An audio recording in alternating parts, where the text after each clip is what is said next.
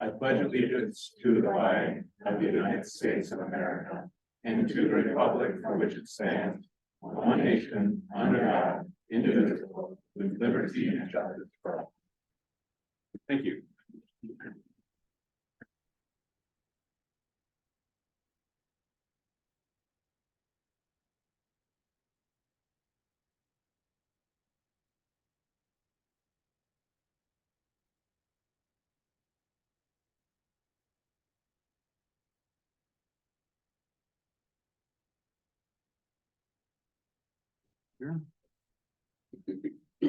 All right, do we have any changes to make?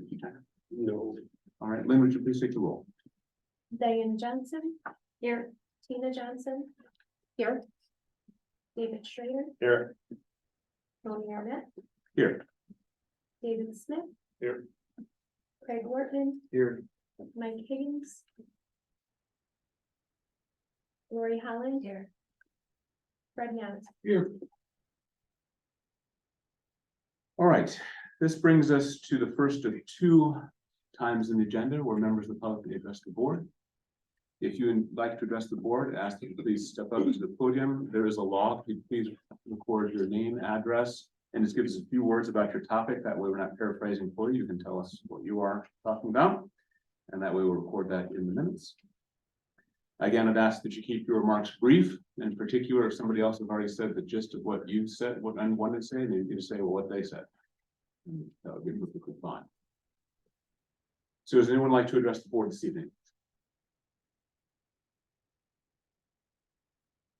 No one? Please go ahead. Thank you. And if you sign the log, please, and give us your name and address for the record, please. My name is Christopher Ross. I live in Cottage Grove, but I work and serve here in Watertown as pastor of First Congregational United Church of Christ. My pronouns are he, him, his. First Congregational Church was started here in Watertown in 1845. The Congregationalists being descendants of the Pilgrim settlers of Plymouth Colony in 1620. We've been around a while. In 1972, our denomination, the United Church of Christ, ordained our first openly gay pastor. In 1978, the United Church of Christ ordained our first openly lesbian pastor. In 1985, the United Church of Christ became the first Christian denomination in the U.S. to declare itself open and affirming to the LGBTQ+ community.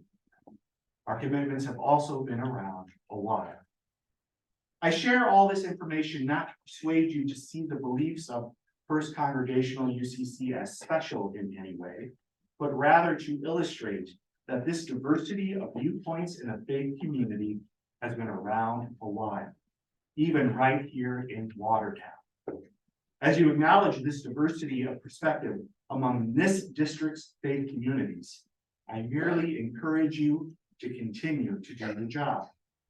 And what I mean by that is that as members elected to the board of a public school system, my theology shouldn't really matter to you. And neither should it matter to you when scripture verses are cited at you wildly out of context by others. Why? Again, because there is a diversity of views in the religious community, and this is a public school board, where your job is not to sort out these different beliefs. It's not to make policy based on what I say or what a different person of faith might claim in the name of religion, but based on what's best for the educational needs. 1 minute, please. To do that in the midst of competing religious claims, a reality which has also been around a while, it means to honor the entirety of the religious clauses found in the First Amendment to the U.S. Constitution. That government bodies should take no action respecting an establishment of religion or prohibiting the free exercise thereof. These ideas go together. You can't have real freedom of religion if only one religious view garners approval. To protect religious freedom includes not showing deference to one religious expression over another. That's part of living in a democracy. This is why you should not make policies based on what First Congregational or any other church claims is right or wrong. If you could please bring your remarks to a close. Your policy should not show any religious preference, but you should simply seek to meet the needs of the educational students in your district. That's really the only job for you as your board. And that, I wish you my full support. Thank you. Who else would like to address the board this evening? Good evening. My name is Tom Levi. I live in Watertown, Wisconsin. And I'm here to wish you happy school board week. Yay. But beyond that, you may have noticed recently, you've been visited by several groups. Many visitors recently to your monthly board meetings who are addressing, on the one hand, attempts to advance religious beliefs within the school district by attempting to ban books in the school library, control teachers' lesson plans, and eliminating any mention of gender identity issues, and threatening to deny LGBTQ+ families and students rights to a safe and secure education and atmosphere in the school environment. We need to respect these children in our community. An atmosphere as they explore their gender identity. They profess to have no problem with people or students who have an orientation to LGBTQ+ in the one group, but they then turn around and advocate that you adapt policies and suppress programs that offer relief from the bullying and the rejection these children face in their school environment. The other group, of which I am a part, consists of religious leaders, community supporters, LGBTQ+ persons and families who have gender questioning or transgender children in our schools. We are here to support you on the school board and thank you for instituting programs that offer all children a chance to achieve excellence. The mission statement in a safe learning environment here in Watertown. I would like to quote a high school student from Texas named Foster Milburn when he said, and I quote, "Teachers who heard other kids say I was gay told me that discussing gay topics in school is immoral according to Christian beliefs. I was blamed and shunned, not the other kids, and I felt very small as a result." There are children in our school district expressing the same plea. We urge you to listen to them and their parents or guardians with an open mind and a caring hand as we go forward in addressing these difficult issues. Thank you. You make sure to sign the law, please, if you haven't already. I've signed the law. Great, thank you. Okay. Who else would like to address the board this evening?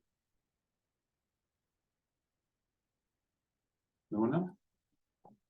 Anyone online? No. All right. All right, thank you. There will be another opportunity later in the meeting. This brings us to announcements of recognition and communication. And first up, we have Mr. Jones.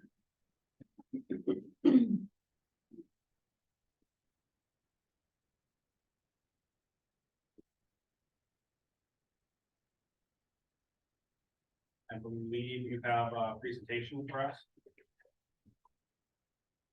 Mostly photos.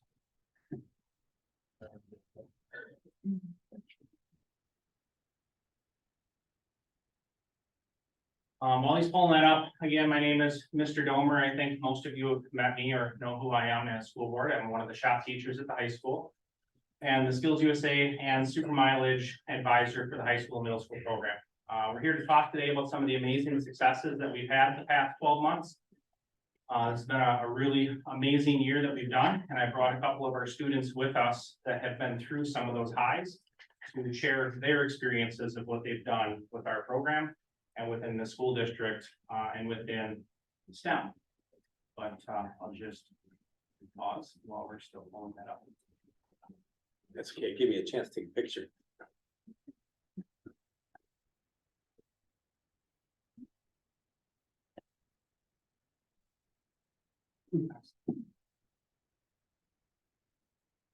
We do have the Open It Works audio and a short video in here as we go through. So hopefully we're able to pull that up. Otherwise we'll mention it. So yeah, go ahead and go to the second slide there. So I've been here in Watertown for 17 years. We've had over 300 students come through our high school Skills USA program. Unfortunately, I never tracked the middle school students, and by the time I wanted to, it was too late. Hundreds of kids have come through our middle school skills program as well. In my 20 years, we've got some amazing firsts to my career and to this program, and that's why we're here today. Overall, as you can see, we've had 33 national medals, which is amazing, I think, for a program anywhere of any size. For us to do that, the Super Mileage program has built over 25 cars in our 17 years here in Watertown. If you've been in my shop, you've seen some of them hanging. And of the $1 million+ I've raised into Tech Ed, over 600,000 of that has gone into the Skills USA program directly in those 17 years. The reason we're talking today, I've got these students have 2 back-to-back national golds. I've never had that in 20 years. To have it 2 years in a row is absolutely amazing. We have a national officer, first time in my career, probably one of 7 in the state in the history of Wisconsin Skills USA. And then we built the solar car, which is crazy. So with that, I'd like to lead into 2 of our middle school students here, Caleb and Isaac, who were last year's and this past summer's national gold winners in the robotics team. So Isaac and Caleb. You can stand to the side or in front. They're not all short. Hi, I'm Caleb Gomer, as you mentioned, I am Isaac Manchester. and basically Skills USA has made us friends for several years. It's the glue that keeps us together. And without it, we wouldn't be friends. But we'll tell you about our competition, so. The competition we do is all about communication, problem solving, and teamwork. And some of these decisions we've had to make was building the chassis design, the shape of the treads, which many shapes can do certain things, and this was the best one we found out. We've changed it over 4 times, and this is the best one out of all of them. And then just overall bot, the restraint took a while, and that was a lot of designing. And we had problems there, but we overcame them. Some of the problems we've had to overcome is once we put the wrong motors in the wrong spots, and then we have to go into the remote and reprogram it so they rotated the right way. Yeah, it's a lot.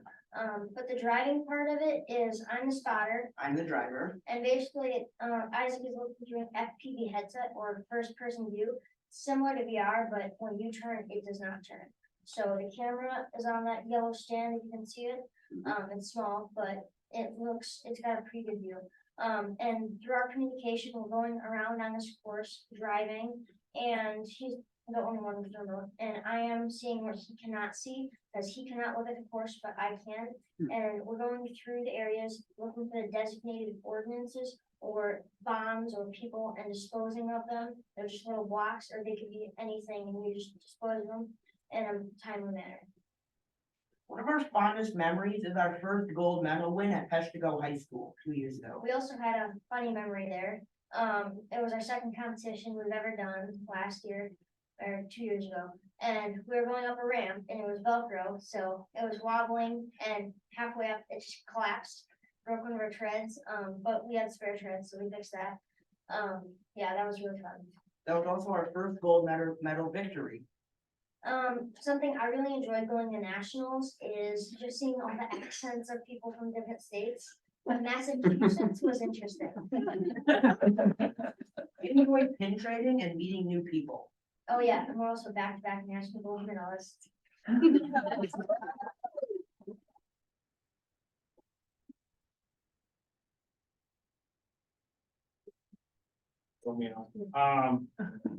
They don't tell you, see the robot, there's so much more to this contest from the presentations and the judging they have to go through the robots, that sexy piece they built, but there's so much of the soft skills tied to this contest, which is really amazing, as you can see through their presentation skills. Next up, another back-to-back gold winner. Becca Lees here did this with 2 different teams on chapter display, and I'll let her talk. She's a recent graduate this past June. Very, very hard act to follow, but I'll try my best. Domer and them, they kind of lied a little bit. I was the first back-to-back Like 3 national. minutes. It was the first, I was called first, I think that matters. But yeah, as you mentioned, I'm a graduate now, I go to UW Milwaukee, but yeah, I owe all of my leadership, or at least most of them, I started in FFA technically, to Skills USA. So, if you were here last year, you kind of get the gist of the, chapter display. But yeah, the first 2022 photo, was our first one and my first time doing the competition, my first year in Skills USA, actually. But if you don't know, the like gist of it is that you and a team of 2 other people build a display that promotes your chapter in Skills USA as a whole. You have to go through, design all of it, requires a lot of engineering, a lot of thought process, and most of all, teamwork. Getting 3 very opinionated students to, go forward as a project is very hard. We were lucky enough to do it twice. This year, our theme was Our Time Is Now, which was excellent because we had a lot of seniors that graduated this past year. So the bell rang true for us. And yeah, so the second photo, 2023 is our most recent display. It's in the shape of an hourglass and it has 3 TVs. And when you push the 3 buttons, it displays a video of one of our members talking about their favorite things in Skills USA or how it helped them in whatever endeavor that they chose. Personally, like I said, teamwork, one of the top skills that Skills USA has kind of drove home for me. But also just public speaking and like networking with everyone has been like just a blessing through the organization. Will is about to talk a little bit more about perseverance in a project. Just going through when things are so hard. Doing this and then also being a lead for solar was another journey. It's really hard. But I owe a lot of time management skills and just hard work to those 2 parts of my Skills USA journey. So yeah, that's all for me. Will, I wish you luck. Thank you.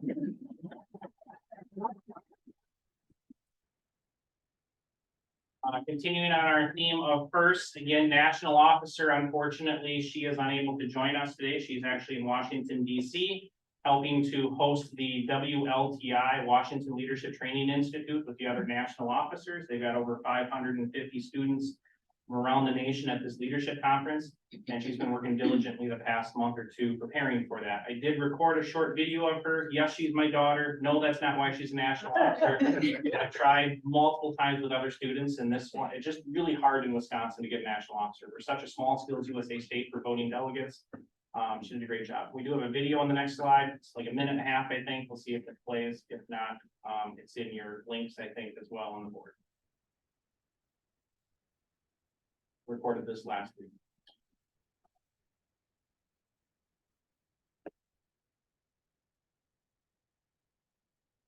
One second.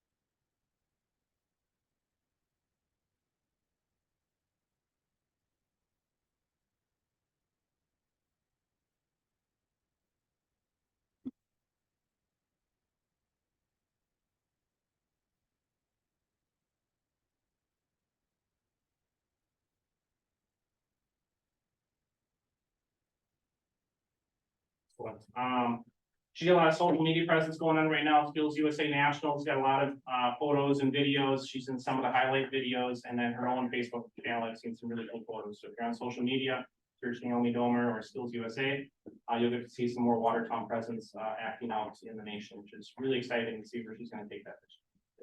Our last student speaker today, go ahead, Tyler, is talking about this year's solar car team. And I have talked for hours on this topic. That is not the plan tonight. We brought the car here and I'll stick around for the end of the board meeting. It might be dark out, but if you want to come check out the car, feel free. I'll pack it up when everybody's out or done talking.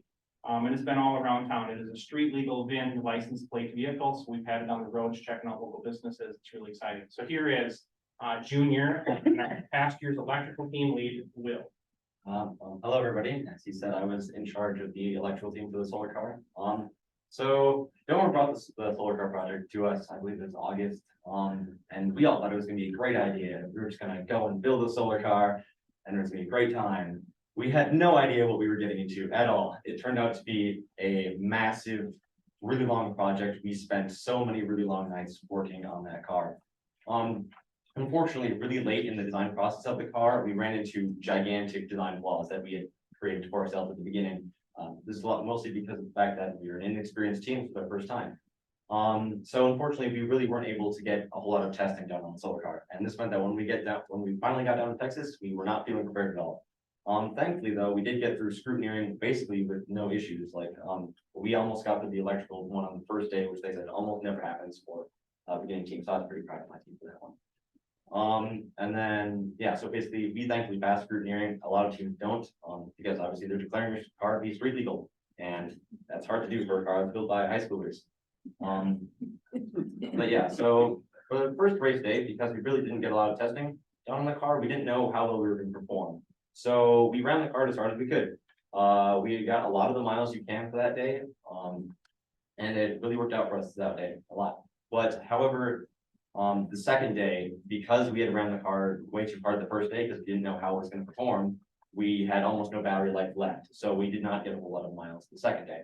However, the third day, we were able to put together all of the stuff we got from the first and second days, and we were really able to make a plan, and we got all of the miles that we actually wanted to get. There were 10 miles that we didn't want to do because it was a giant hill. That's annoying for solar cars.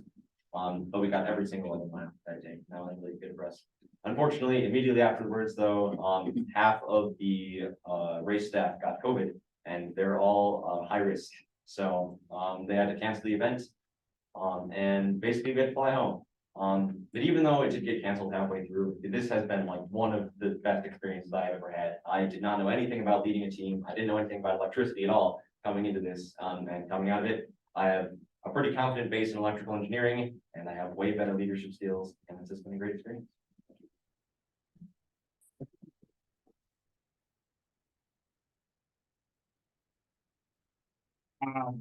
One more then, Tyler. So in conclusion, I had gone over my 10 minutes I said I would. Just wrote up a thing because I'm not as good as these guys at memorizing speeches. What an amazing year we've had with our program the past 12 months. I consider it a true milestone in my career to have been a part of these students' journey. And I know how precious this past year has been for all of us.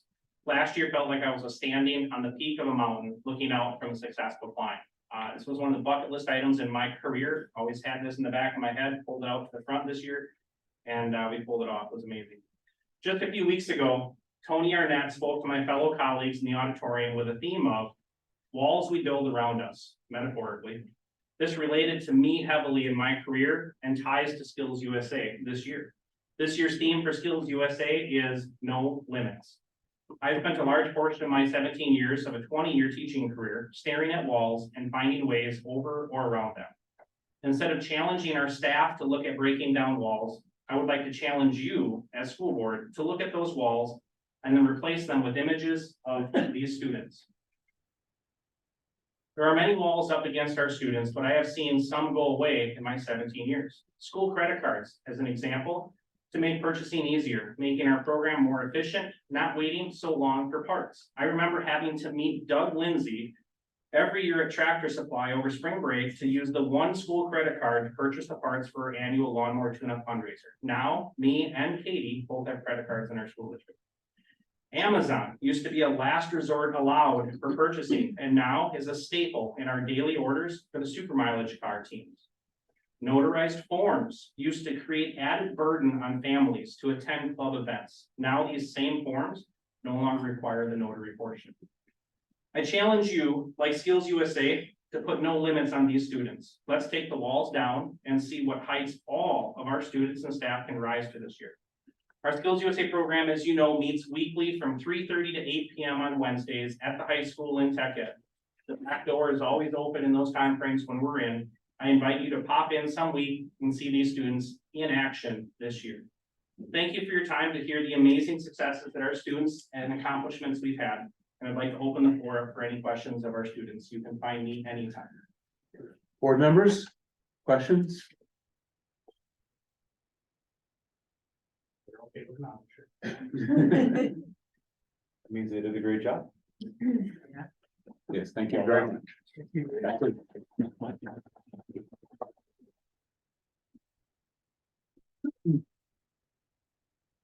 All right, next up.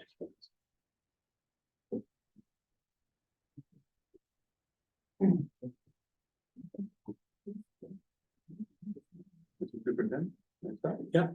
So, today, we have, Tia Crave here. She's the CEO and president of Sorry, the. do we have no more communications? I thought we had more communication and recognition. Oh, no, what I have is, during my report. Okay, so, all right, because we had an item under here. All right. Oh, the resolution. I was thinking. Hello, I went through. Thank you for saying how important we are. Thank you. No, I am sorry. I apologize. I was just getting ready for, what I saw was the next presentation. So with that, we do have some important people to recognize, and it is you as a school board members. And I would like to, touch base a little bit on some of the comments that, Mr. Domer, made, and some of the comments that, our board president, Tony Arnett, made during the welcome, back ceremony. I truly have heard from our staff this year how excited they are at the start of the school year this year. They see some traction. They see you working in concert with the administration and them, and they see that you care. And I want you to know I hear about that on a weekly, if not daily basis. And I want you to know that every year we honor you as our board, but this year especially, I really feel like our district is moving in a good direction. And a lot of that is because of your leadership, so thank you. So with that, you have some gifts that we put out there for you. And if you haven't had the time for snacks, there's some snacks out front. And you can take some time to go grab those throughout the meeting. But I do have a resolution. Also, I want you to know that we will be honoring you in a combined process. A number of superintendents get together and we work together and we put something in local papers honoring our boards. So you will be seeing that next week in our local papers. So with that, I'd like to read this resolution. Whereas the Watertown Unified School District recognizes the importance of public education in our community. And whereas the Watertown Unified School District appreciates the vital role played by the local school board, which establishes policy to ensure an effective an efficient and effective school system. And whereas the Watertown Unified School District board members serve as a voice that enables our community to preserve local management and control of our public schools. Whereas the Watertown Unified School District board members are charged with representing our local education interests to the state and federal governments and ensuring compliance with state and federal law. And whereas the Watertown Unified School District local board members selflessly devote their knowledge, time, talents, and advocates for our school children and community's future.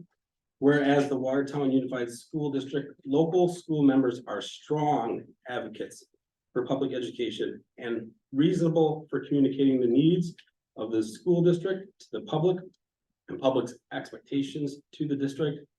Now therefore be it resolved that the Watertown Unified School District recognizes and salutes the members of the Watertown Unified School District Board by proclaiming October 1st through the 7th, 2023 as Wisconsin School Board Week. Congratulations and thank you for your service.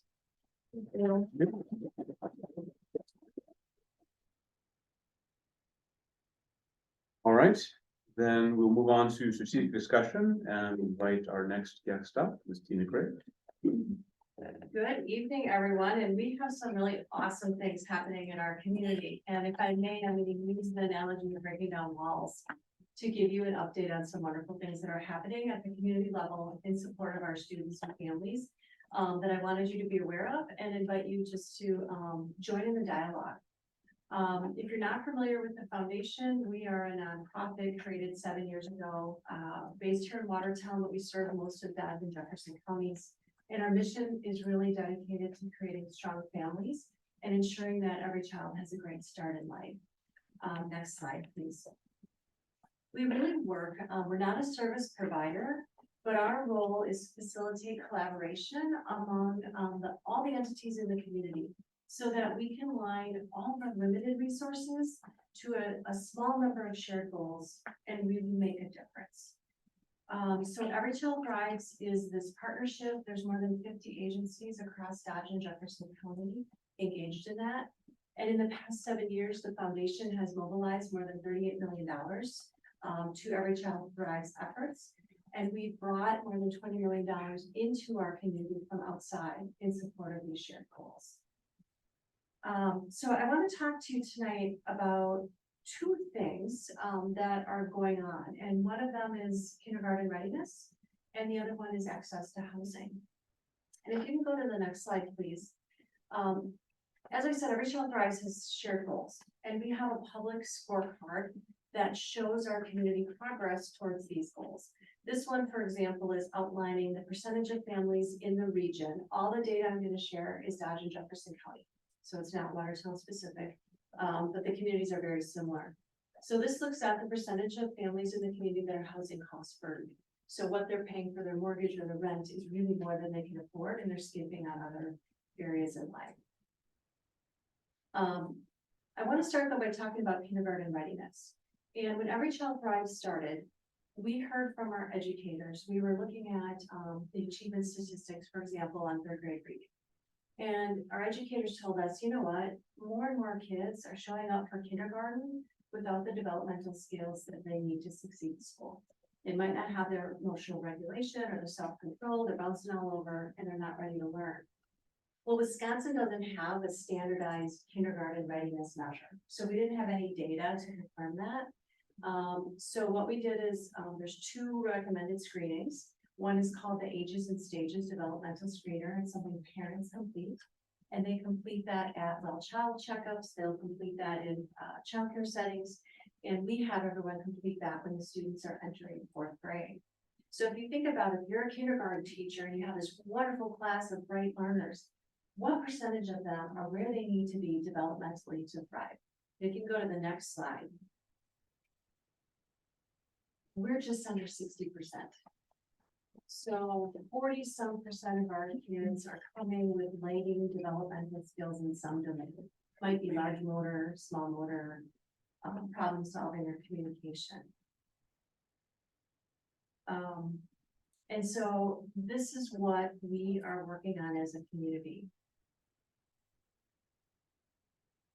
And what I want to share with you is that community agencies are working on this, and we're diving into what the root causes are to learn more.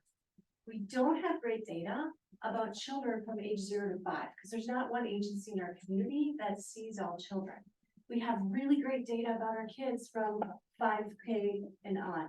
So I want to start by sharing some school data that tells us a little bit about who's thriving and who's not in our district. And I'm going to work it down to the time of birth. And I'm going to show you some emerging trends. This data is not meant to be like conclusionary or prove something, but it's meant to pique our interest and say, there might be a trend here we want to pay attention to. So if we go to the next slide. This is looking at our 3rd grade reading proficiency. Again, this is regional data. So we're looking at non-economically development or non-economically challenged students are reading at a rate twice, they're twice as proficient as our economically challenged students. If we can go to the next slide. Oh, go back.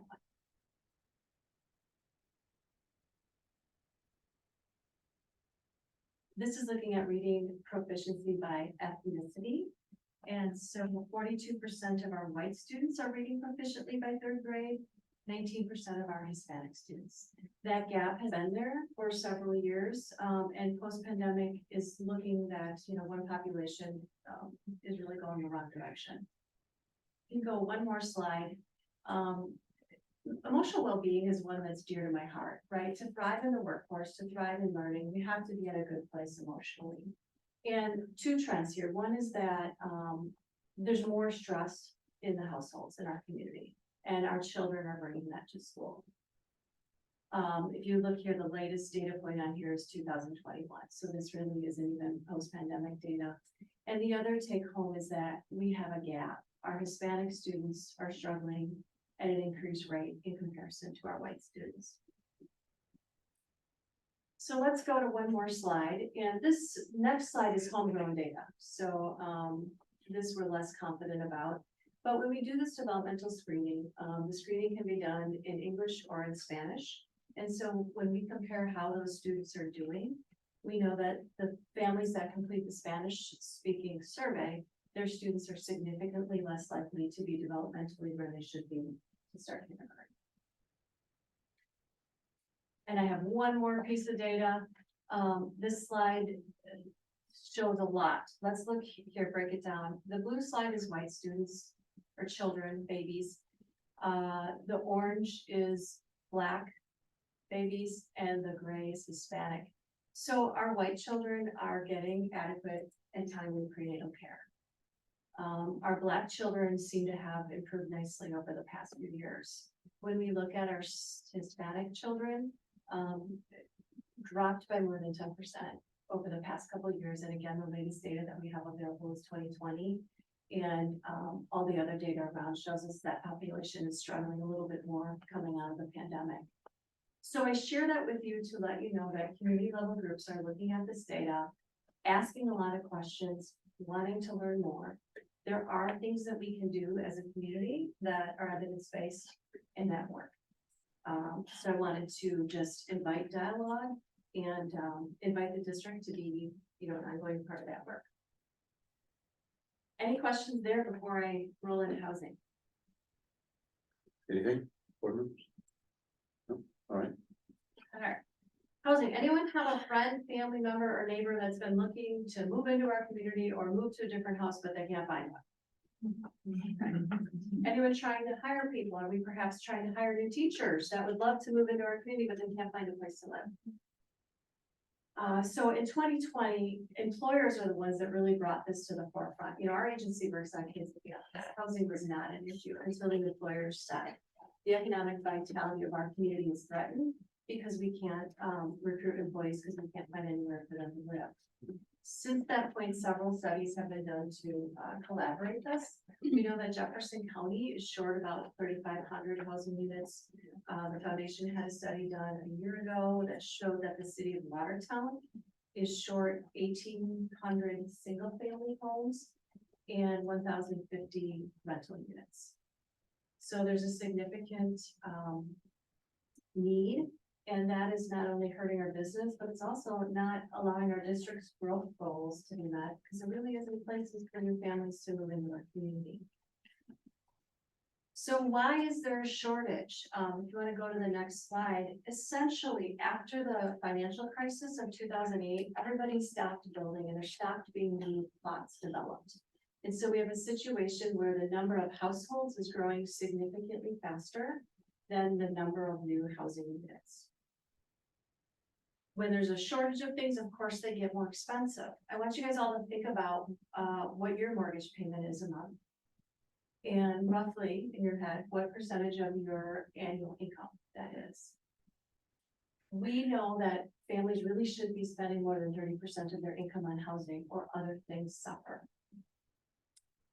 What do you think was the median sales price of current homes in Jefferson County this summer? 200. 200, you're way up. I don't know, 100, well, what's it on?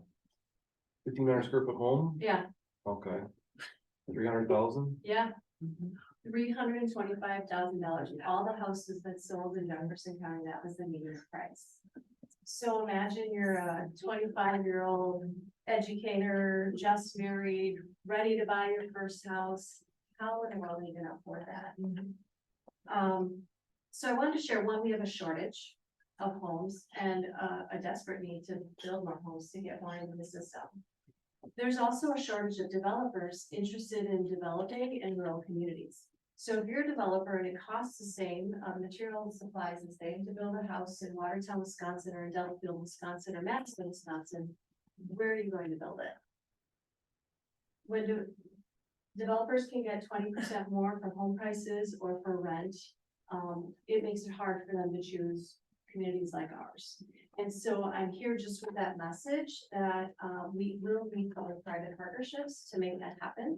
And I want to make sure that our community leaders understand some of the root causes behind the housing shortage. On the next slide, you all may know that a year or so ago, you can go one more. That just showed that the price increases. A year or so ago, the foundation purchased 80 acres of the former Bethesda campus. And we did that in response to the shortage of affordable housing. Our goal in purchasing this is to get housing developed that is affordable to those that work here. So we're looking at family income levels from maybe 50,000 to 120,000. We want this to be a walkable neighborhood with a lot of front porches that promotes community connectedness, and it'll have something for everyone. So it'll have some apartments for people to get started in. It'll have some small single family homes, some larger homes to grow into, and some opportunities for seniors.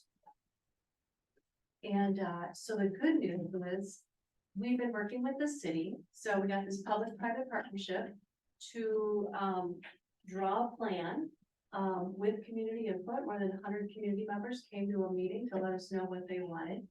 And that plan was unanimously adopted by our city council in August. We have spoken with more than 15 developers. We have a small number, I'd say 5 or less, that are interested in ongoing conversations. And the reason that they're at the table is the public-private partnership. The city has approved a vision. The city is at the table asking what they can do to help support the developers. We have the land, excuse me. And Thrive Economic Development rolled out a revolving loan fund to provide some capital to support those builders. So in summary, lots of exciting things happening to support the families that we serve. Just want you to be aware that that's happening. And invite ongoing dialogue, invite questions. We could talk for an hour about the housing shortage. Gave you just a tiny bit, and so we're here for ongoing conversation. Excuse me. Board members, comments or questions?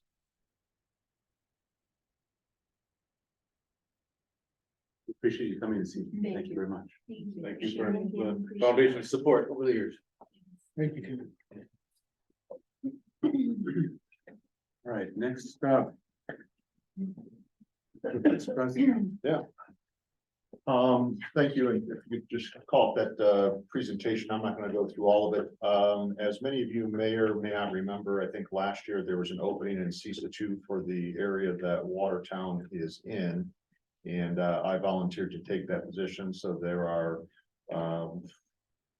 well, CISA 2 is the largest CISA in the state, and it's like 96, something like that, of the number of school districts represented.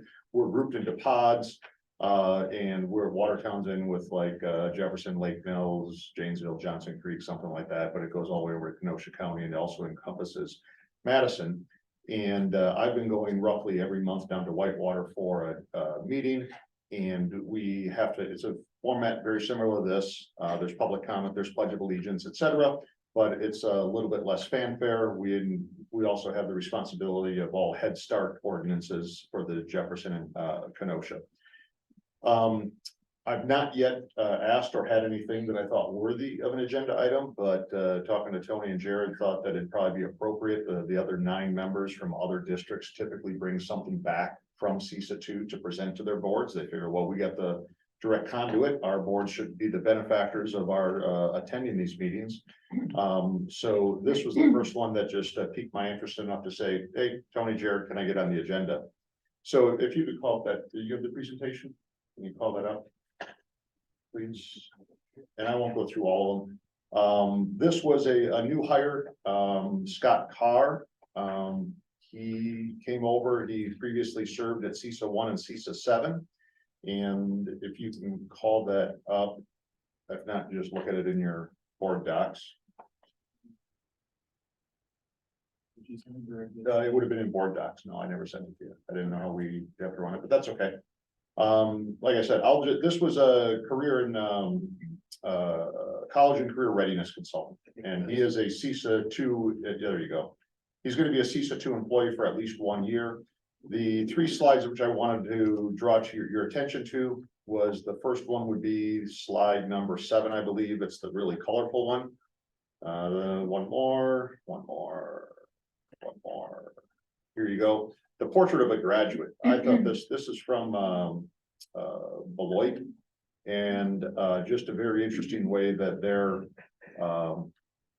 district has put to this is Beloit Memorial High School, what it means to be, what are we looking for in our graduates? And I just encourage you to read through this. And I was just pretty impressed with the way that they formulated this. This focuses less on maybe a particular grade, but resilient leaders, critical thinkers, global contributors, etc.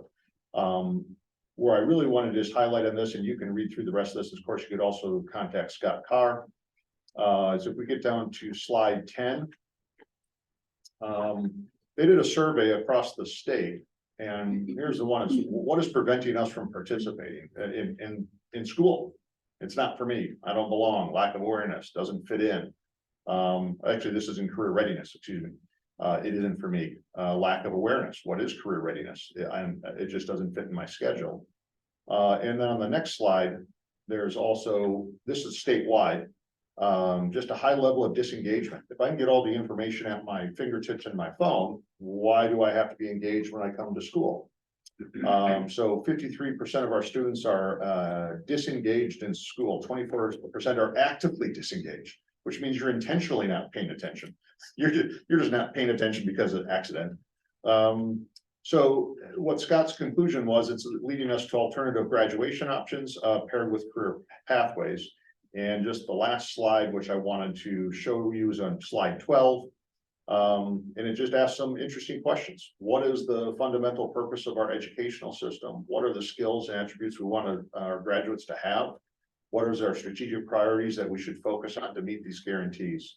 And how does this play into what strategic planning? And that just said academic and career planning, focus on readiness, and getting them more involved throughout the day, not just by going to the guidance counselor.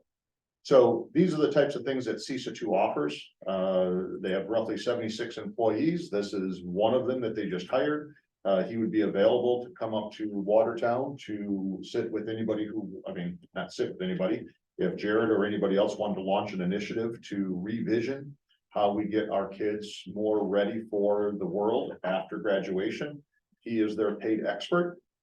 So that was my update from CISA 2, and save you on all the other boring resolutions about Head Start and approvals where you just vote and say aye. So there's more information available. You can email me, or we can email Scott, and he'd be happy to come up here and give a presentation or give you a better synopsis than that. All right. Thank you. Any comments or questions on that? Nope. All right, thank you very much. Next up is an item that Tina asked to have on the agenda. Process for recommending policies to the board, and I'm going to hand this off to Tina. Okay, thank you. I did, and I know in our we have the policy adoption review and implementation. So just kind of taking a look at that one. We've in the last year or so have kind of developed our process and things like that. And last month at the meeting we were talking about we were looking at committee reports and what was expected to be in a resolution and things like that. And so you know, different decisions had been made and things had been taken out, and so it wasn't what the committee had decided. So as far as in the policy and the board operations, you know, as far as like it says, you know, the policy goes, you know, the superintendent is involved, it goes to committee, and then it comes as a recommendation to the Board of Education. So I wanted there to be discussion as far as, you know, how does something get left out, or how does the process, or if we have questions on a policy that was discussed at committee and that recommendation comes forward. Because it just looked like maybe there wasn't clarity on that process. So I didn't know if we had, you know, discussion on that, or kind of as far as So on this particular one, we'll go ahead and get right in front of it. I had suggested to the superintendent to refer that particular policy of extracurriculars to fiscal for review for fiscal implementation, fiscal implications of it. In retrospect, that was not consistent with how we've been operating, not consistent with how I've been operating. And I think we've been doing a great job of distributing responsibility out to committees, having chairpersons we didn't have before. And I've been trying my best to get out of the way. And this one I got in the way. And I shouldn't have. The right thing would be at that moment would have been for me to reach out to Craig and say, here's the potential issue. How best do we address it? And so my mistake, again, not consistent with how we've been operating, how I've been operating. I'm sorry that I did that. And good moment of reflection, a good reminder. Appreciate that. My question do any of us, I mean, what will be the proper protocol? Normally, for example, on committees. Yeah. If somebody says, hey, I want to talk about BLT or I want to talk about advanced learn, they usually email that to the chair. We have a system that's a policy that says, hey, we'd like to talk about a particular policy. And Craig would likely follow the process we've established. But for board meetings in general, I think that all of us give it its respect, which is, hey, we're all busy and it's a packed agenda and we don't want flyers coming in there just because I got some pet project that I want to talk about. As you know, the new turf field, right, Dave? Yeah. I like using that one as an example just because it's an easy one to. In honor of Mike. Yeah, exactly. Yeah. So now, given that we all treat this agenda with its appropriate level of deference. But if I just from Jared and Tony's perspective and reading this policy, which I'll do, and I never read it before, and even after reading this policy, I'm still not sure that if I wanted to raise my hand and say, I want this on the agenda, I'm not so comfortable with you telling me yes. I mean, I think it should always go through committee first. I don't think that we want to bring it to the full board. That's my opinion. I'm not even saying, I don't even know what the policy says. Right. But just to have it all out and have the discussion, so we don't have to wait to the retreat in October. What is the answer to that? If I came to you, Tony, with something out of left field that didn't clearly go through or shouldn't be or wouldn't normally be addressed in committee. Yeah. What would be the answer? Would Jared just throw it on the agenda or? So historically, what has happened is.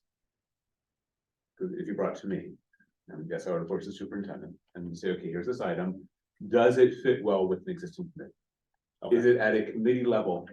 Does it fit well with an existing committee? And is it at a committee level? In which case, the expectation would be that we're going to refer to that committee. Okay. And I'll pick on this particular one. Yeah. This was an overall board governance and process question, which is why I felt in this case it was appropriate for it to come straight to the board. Because it wasn't, Yeah. It had to do with an overall. Okay. So, but in general, yes, the expectation is that we route things to committee where possible. But again, there are going to be things that come up that in in federal government terms, they go straight to the Supreme Court, right? Yep. You know, most things go through courts and appellates and various levels of circuit and then eventually get there, right? But there's some things go straight to the Supreme Court. So there are items that go straight to the Supreme Court, which is us. And that works perfectly for me, and I assume it does for the other people. I just wanted to ask the question to give it some context, just so that if there is something else that one of us is thinking about, that I agree with that methodology. I don't know if it's exactly written that way in the policy. But I don't think policy is gonna pick this one up to edit it, Craig, so I'm not sponsoring it, so don't. And I think so if I could suggest. When we had our evening session back in August, and I presented some summary information about here's how we have been operating, here's the measures we've been putting in place. My intent with that was to make that a living document. Becomes a set of essentially procedures that support the policy. So do you matter of necessarily go in this one, go change the policy about it? No, maybe not. Maybe it's more a reflection of, let's put it on, let's make sure we still document it though, from operating procedures, because there are board operating procedures. And administrative. and to include that in there. And I think when we have the next session here coming up in October, I think we'll come up with some more things we want to add to that document. And so, yeah, I think I touched on that one, but maybe I didn't get it right on the head right there. So let's find a way to include it in that document moving forward, so people have that clarity of, if you bring someone forward, this is what you can expect. Craig, please. Yeah, the other thing that's important to mention is that, committee meetings are open to board members to attend and put forth their input and weigh in, and if there's something to contribute as far as additional work that needs to be done prior to it coming before the board, then that's the time to do that. That's the best moment. Yes. That is the best time to do that. Yep. Dave?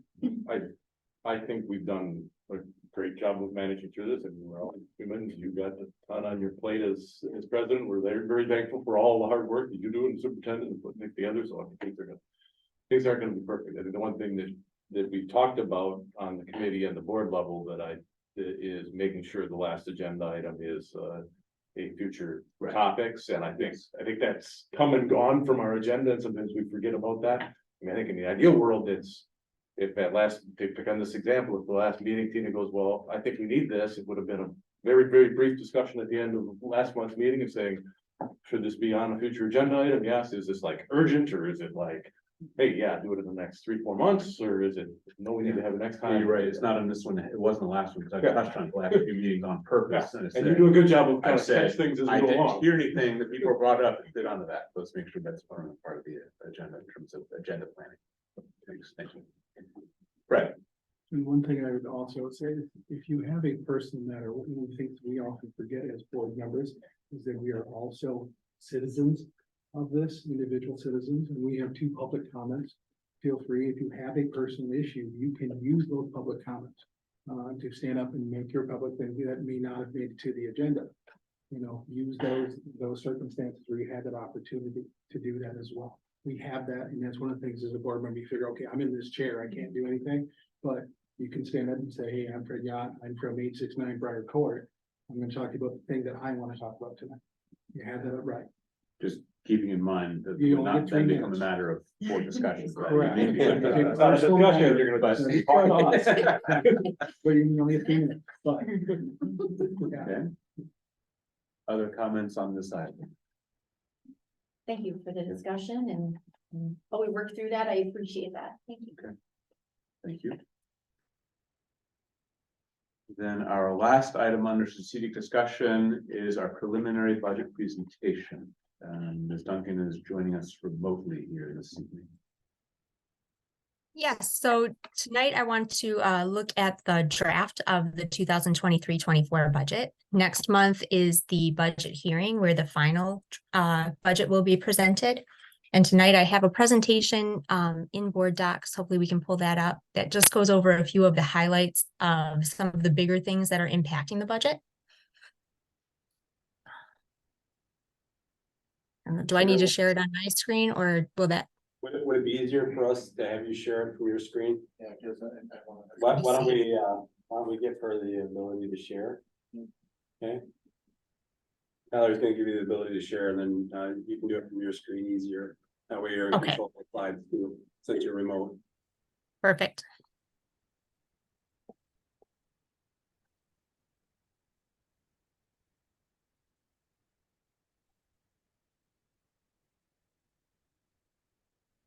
Okay, so first thing I was going to talk about are some of the things that came from the state's biennial budget.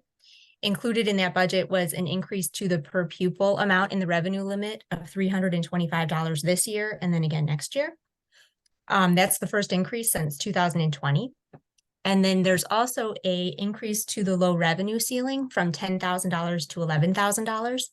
And that was the most impactful change for Watertown. So that is where we saw the increase to our revenue limit because you only got one or the other, the greater of the 325 or the increase to the 11,000.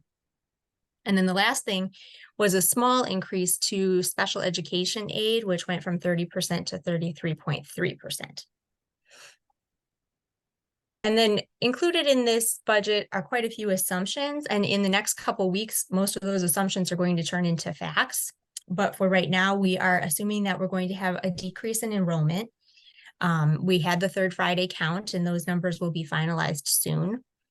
We also know that the district's operational referendum expired last year. So we're going to have $3.9 million less in revenue limit authority this year.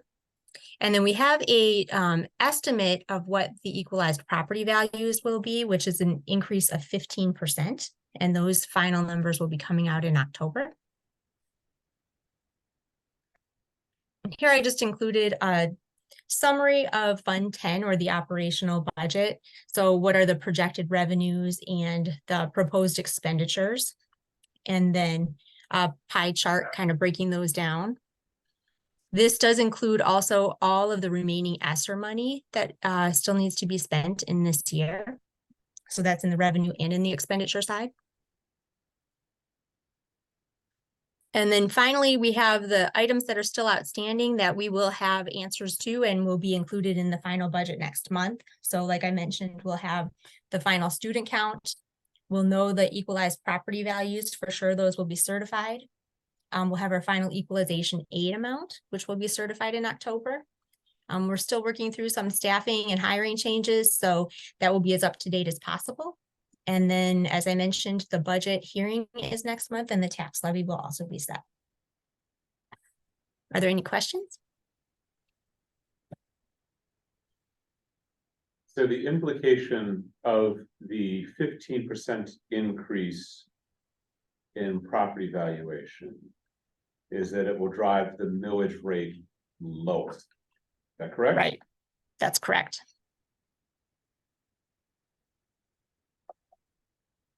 Essentially spreading the, if it were equal amounts year over year in terms of the taxes, it would spread that amount over a larger amount of property, therefore driving the rate lower.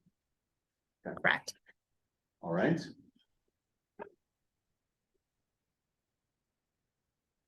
Other comments or questions on this? Again, we will have the final budget hearing in October. In the meantime, I would also encourage you, if you do have questions following up on this, to attend the fiscal meeting in October, because fiscal will finalize that recommendation to the board. And there are still a few pieces to, obviously, she said, to be set. So that's another good opportunity for you as a board member to participate in the process before it comes to the full board in October. Any other comments or questions on this topic? All right, thank you. Thank you. Then we will move on to reports and start with the superintendent's report.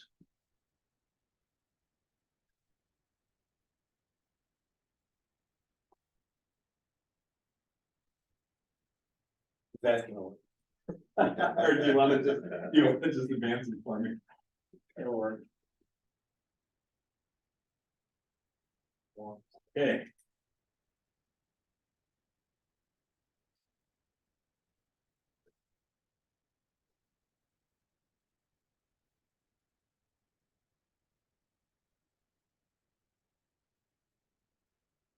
Ready? Good to go. Okay, so here's my report for tonight. Hopefully it stays there. Recognition. I do want to say that we were able to welcome the state superintendent of schools, Dr. Jill Underley, on one of our first days of school. She came and did a lot of touring of our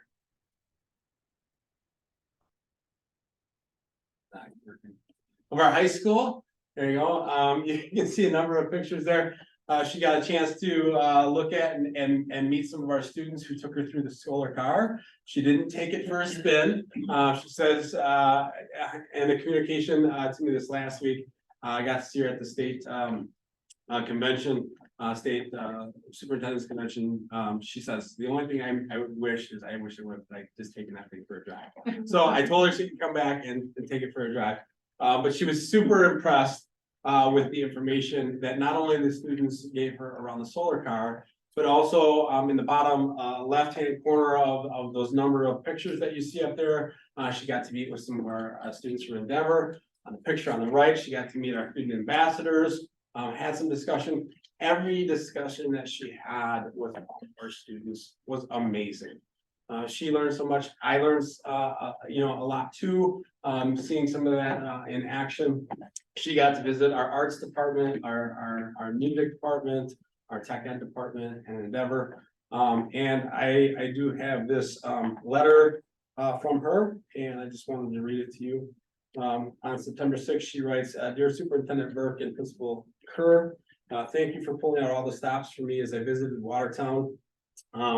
I love visiting with the students and seeing their amazing projects, including the solar car. You are clearly offering wonderful opportunities for students in the areas of music, art, languages, advanced placement, and CTE courses. From the moment I walked into the building and met your administrative staff and your school board member, Tina, who was there to greet her, I could tell Watertown High School is a very special place. I've been wanting to visit it for quite some time, and you made the visit incredibly memorable for me.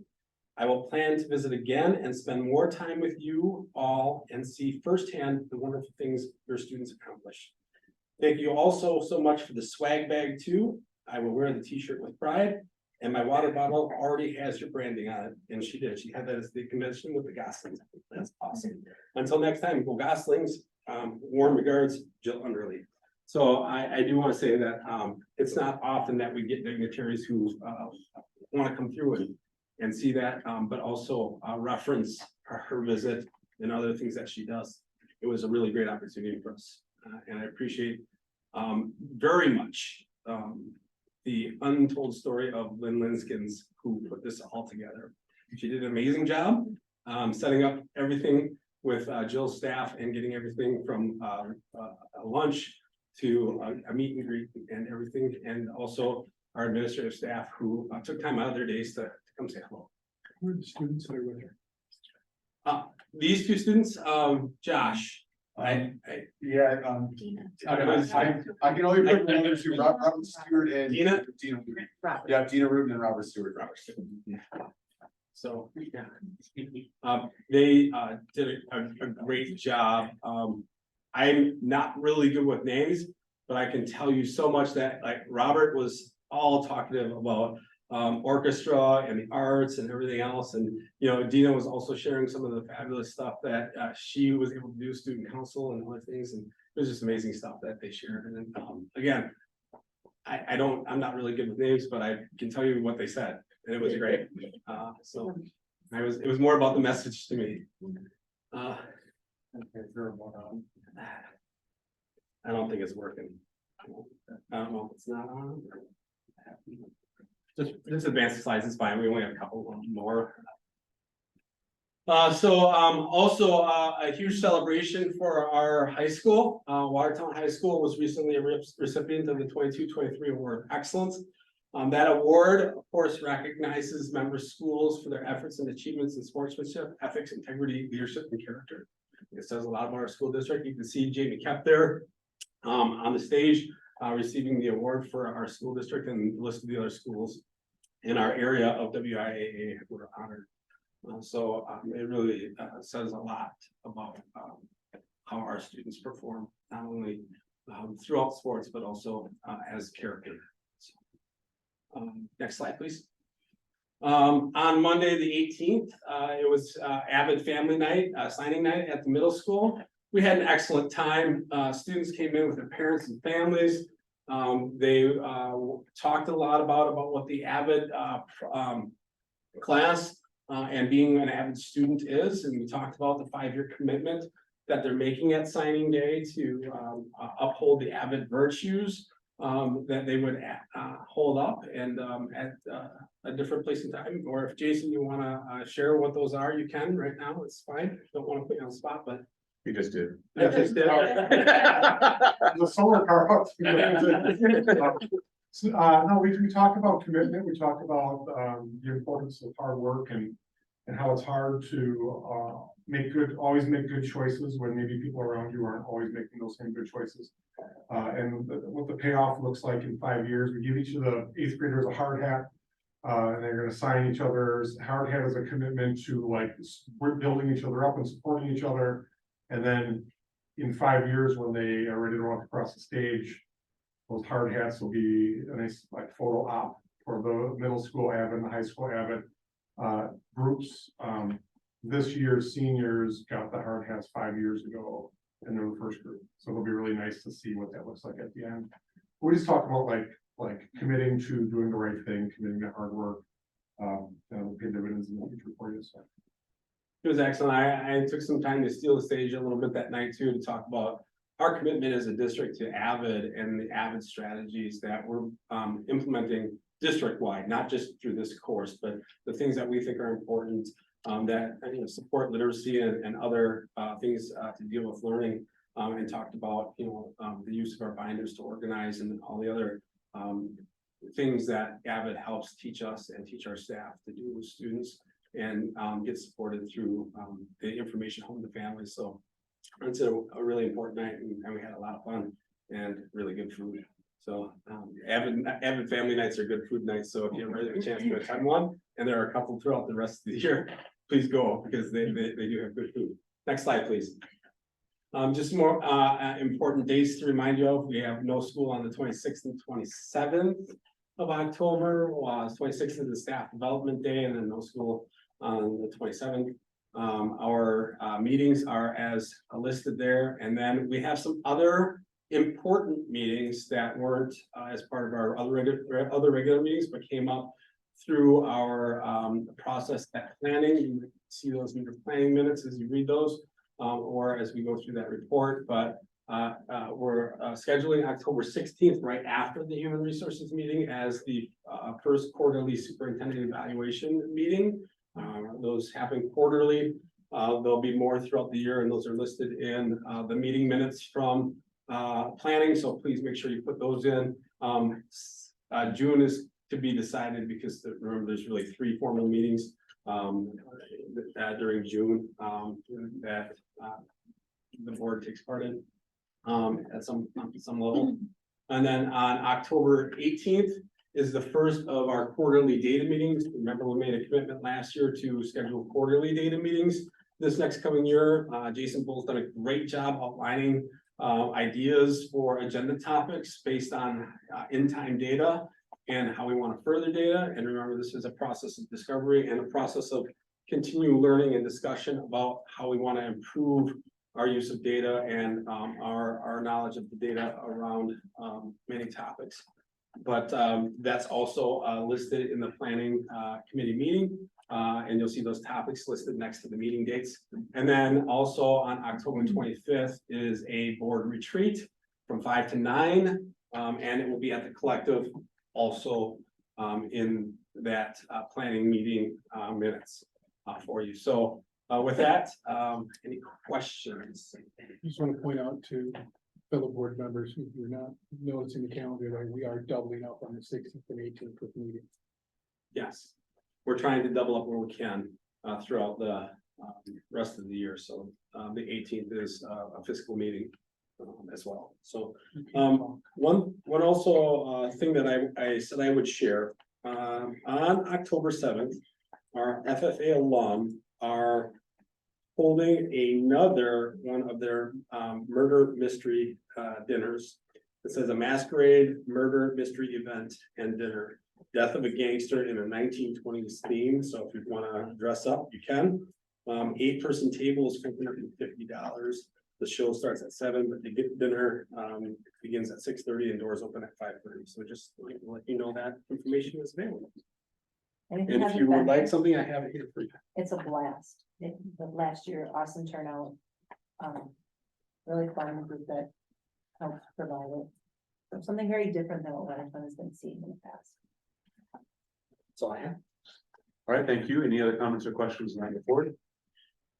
All right, then fiscal. Right. We had our board meeting or our committee meeting on the 20th. All committee members were present, also present, the board president, board vice president, our director of business services, and our superintendent. We had a closed session to begin the meeting to discuss potential sale of district property, which we will all speak again of later tonight. I have to say that we only went 41 minutes with that, so good job everyone there.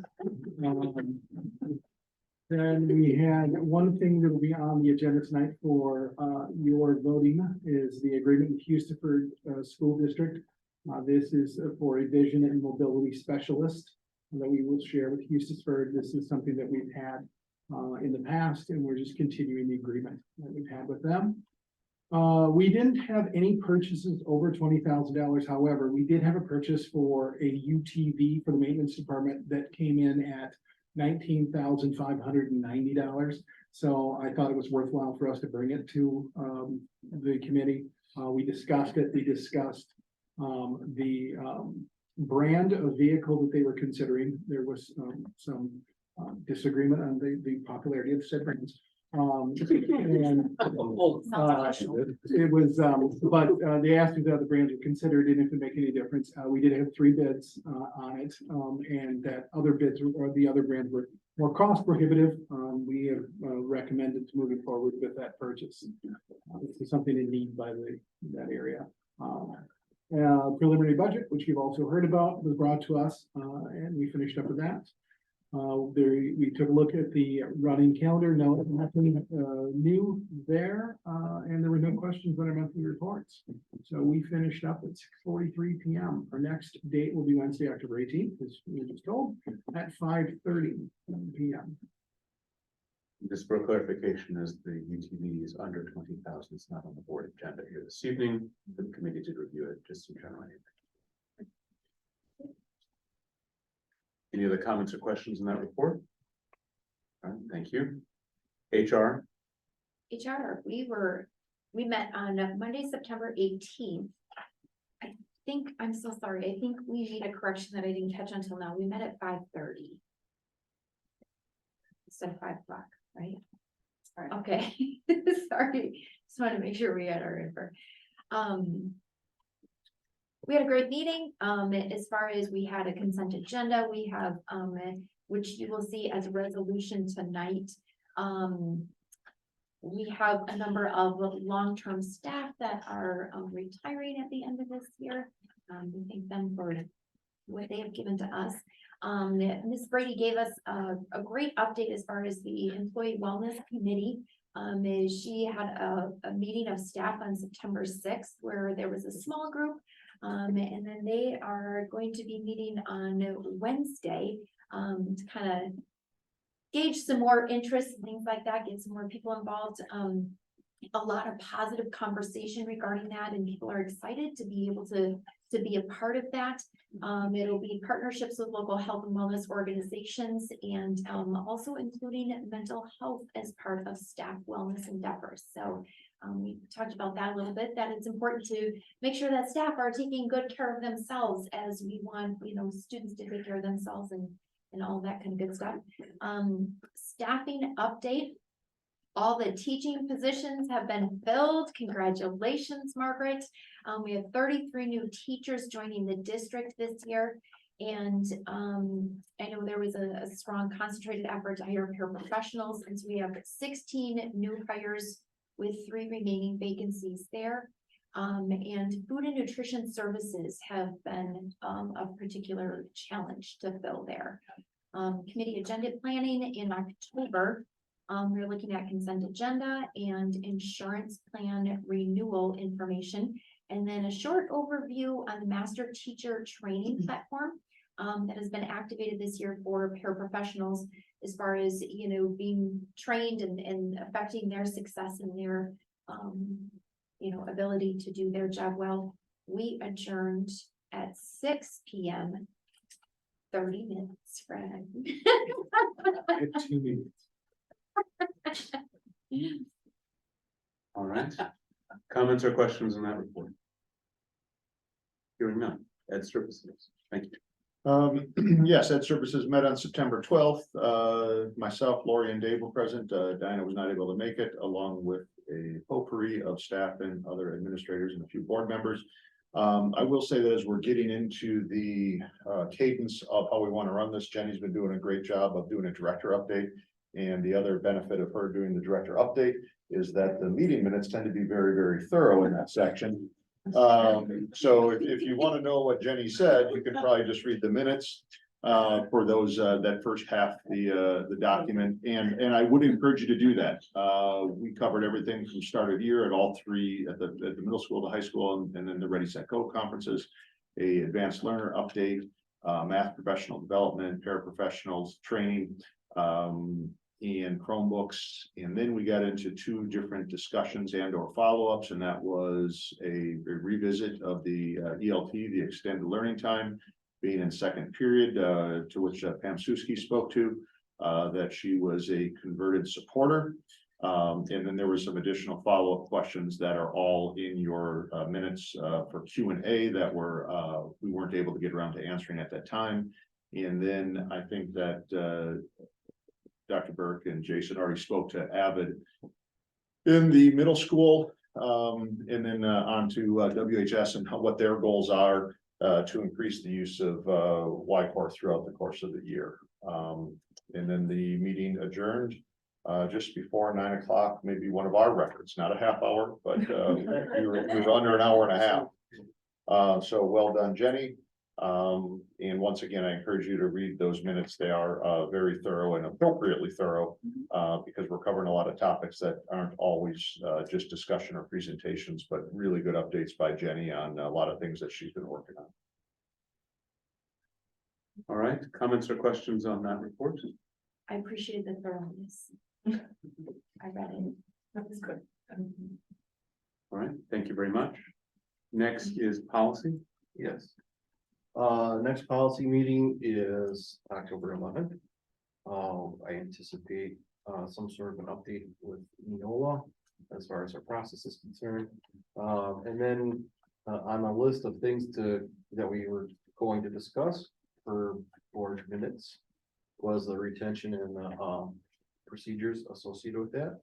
The possession of personal electronic devices, cell phones, more or less. And also student dress code. And dependent on board action tonight, you'll see that there's a first reading on 5330 extracurricular activities there. It has been kind of a point of order, more or less, or point of note, that when we indicate first reading of policies in the past, that we would break them out according to major revision and minor revision. 5330 is the only one that is a major revision up for first read. The other policies are up for minor revision in the first read and the second reads.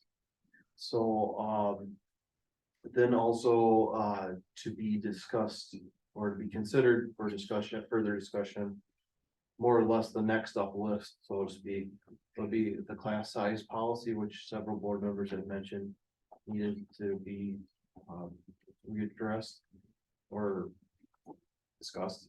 And the other one would be the written complaint policy, to have a discussion about that at some point. So there we have it. All right, thank you. Planning committee. We met on Tuesday, September 19th. All board members, all committee members were present. In addition to President Arnett, Superintendent, and also Jason Bull. This meeting was, I don't want to say procedural in nature, but we have a lot of things kind of in the works. And the first being the board retreat. So Tina and Lori did a little update on where things are and where they're going. And based on the survey that the board members completed, two areas were identified, that being school board norms and characteristics of effective school boards. And that date being set for October 25th from 5 to 9 p.m. at the collective. More information about well, let me backtrack. Tina has also worked with Tina Crave and also Drew Howick for the retreat. If you want more information on Drew Howick and Howick Associates, that link is provided in there. Tina has done a great job kind of coordinating and pulling all of those things together, from the speaker to the location to now coordinating some sort of food, et cetera, et cetera. So more information on that will follow, I'm sure. We then discussed the structure of future planning committees. All of the different committees have gone under some sort of renovation for working more effectively. And planning committee was no different. One thing that we had talked about is breaking it into 3 different pillars. In other words, 3 general topics in which ideas would then fall under. One being evaluation, the second being board development, and the third being planning. And we're talking planning of bigger idea things like your large scope items, strategic plan, etc. We reviewed the topics, and this is an attachment in board docs, of all the areas that the planning committee generated a couple months ago in terms of what are some of the things that we think we need to focus on. And we broke those into those 3 main pillars, and we will try to connect on each pillar in each meeting. So not to focus on one thing for an hour and a half, maybe break it down so that way we got 30 minutes per. And then lastly, we spent a little bit of time kind of looking at not the calendar of where these events will fall. I'm sure Jared and I will start looking into placing those in the future, but we knew we needed to set some dates for future data meetings. So with that, you will see another document attached to board docs that has those dates and times, and Jared referenced those a little bit earlier. We spent a little time discussing, okay, what date should we have? How do we do that? And we honored the fact that everybody is busy. And how can we best work around everybody's time and honor that, which is the reason why we chose to initially piggyback upon other meetings, since 4 board members were already present for that. Noting that we have a pretty vocal board, that if there's anything that's glaringly standing out that, hey, this isn't gonna work, we know that you would bring that to our attention, and we can make that change. We also, so those were in that document, October 18th, November 15th, February 21, and June 19th. And then lastly, looking at superintendent evaluation meetings, there should be periodic meetings through that superintendent evaluation process. So we thought about, do we go through and survey the board? What dates work for you for meeting number 1? What dates work for you for? And as we looked at that, that becomes a pretty, again, cumbersome process. So initially we thought, what if we tag these onto the HR committee nights, meeting with those thereafter. So if you would please double check that document. Again, it's in board docs. Make sure there are no major conflicts that go along with that, and then we can finalize those dates. And then lastly, our next planning meeting is Wednesday, November 8th at 5:30. All right, comments or questions on that report? I'll just say thank you for getting those dates out there early. All right, thank you. Then we will move on to the consent agenda. Sorry. I'm so sorry. Can I go back to the HR meetings? Pardon me, I'm sorry. I'm wondering if, 2 things. We did thank Margaret also for all of her work and everything like that, and filling all of our positions and everything. I'm wondering I don't know where I would propose this, so it goes somewhere else, but I'm wondering, as far as our October HR meeting, would it be helpful to bump our meeting to 5 o'clock? Cause then it That's will up to you and be, your committee. cause then it will be You- followed with the super. That would be wonderful, yes, if you don't want your meeting to be shortened, yeah. So is that something I should do a sidebar? Yes, with for our the committee committee now? members to make sure that works with them. Got it. Thank you very much. I appreciate the direction. Because in general, we were trying to, have a committee, I think, strive for that 6 o'clock start time with those, second meetings of the night, whether, you know, so either it would be a shorter committee meeting, or start the committee meeting earlier is the chance that you and your committee can work on. That was one conflict I had. I said I didn't want the committees to feel that they couldn't do the work they need to do also. So if it, you know, and I think it really depends on the agenda. Right. I don't believe that they have an intention of moving the fiscal meeting start time. We just expect their committee members to talk less. We just know that also after about 9 o'clock at night, we don't make good decisions, so. you know. And Tina, if you've noticed, we did not put a start time on it Yeah, because yeah. we wanted to make sure that there was an opportunity for you to have decision making within your committee. Thank So you. thank you. Appreciate it. All right, so the consent agenda, resolution 9251. The consent agenda includes the board meeting minutes, our committee summaries. Under personnel and staffing, you have hirings and retirements and resignations, the approval of bills, and the first and second reading of policies, and there are some under both of those first readings and second readings. Do I hear a motion for resolution 9251? Second. Moved by Fred, seconded by Tina. Did you move? No, I was gonna make I want to, do something out of this, but we have to have the motion on the table. So it's the motion suit, right? Okay, I'll move it. I'll motion. I've got it, Tina I got it. seconded it. We're Fred good. moved, Tina seconded. All right, good. Yes, so you're, I'd like to pull out of the consent agenda for individual discussion on policy 5330, the extracurricular activities, and policy 5331, athletics. so the most appropriate way to do that would be to make a motion to divide, which would separate those two items from the existing motion and make them a separate motion that they can handle after we deal with everything else. I would like to have a separate motion for each one. For both 530 and 531. All right, Right, so individual three motions. discussion. Okay, so a motion to divide into three items. 5330, 5331, and then everything else. Correct. All right, is there a second on that motion to divide? I'll second that.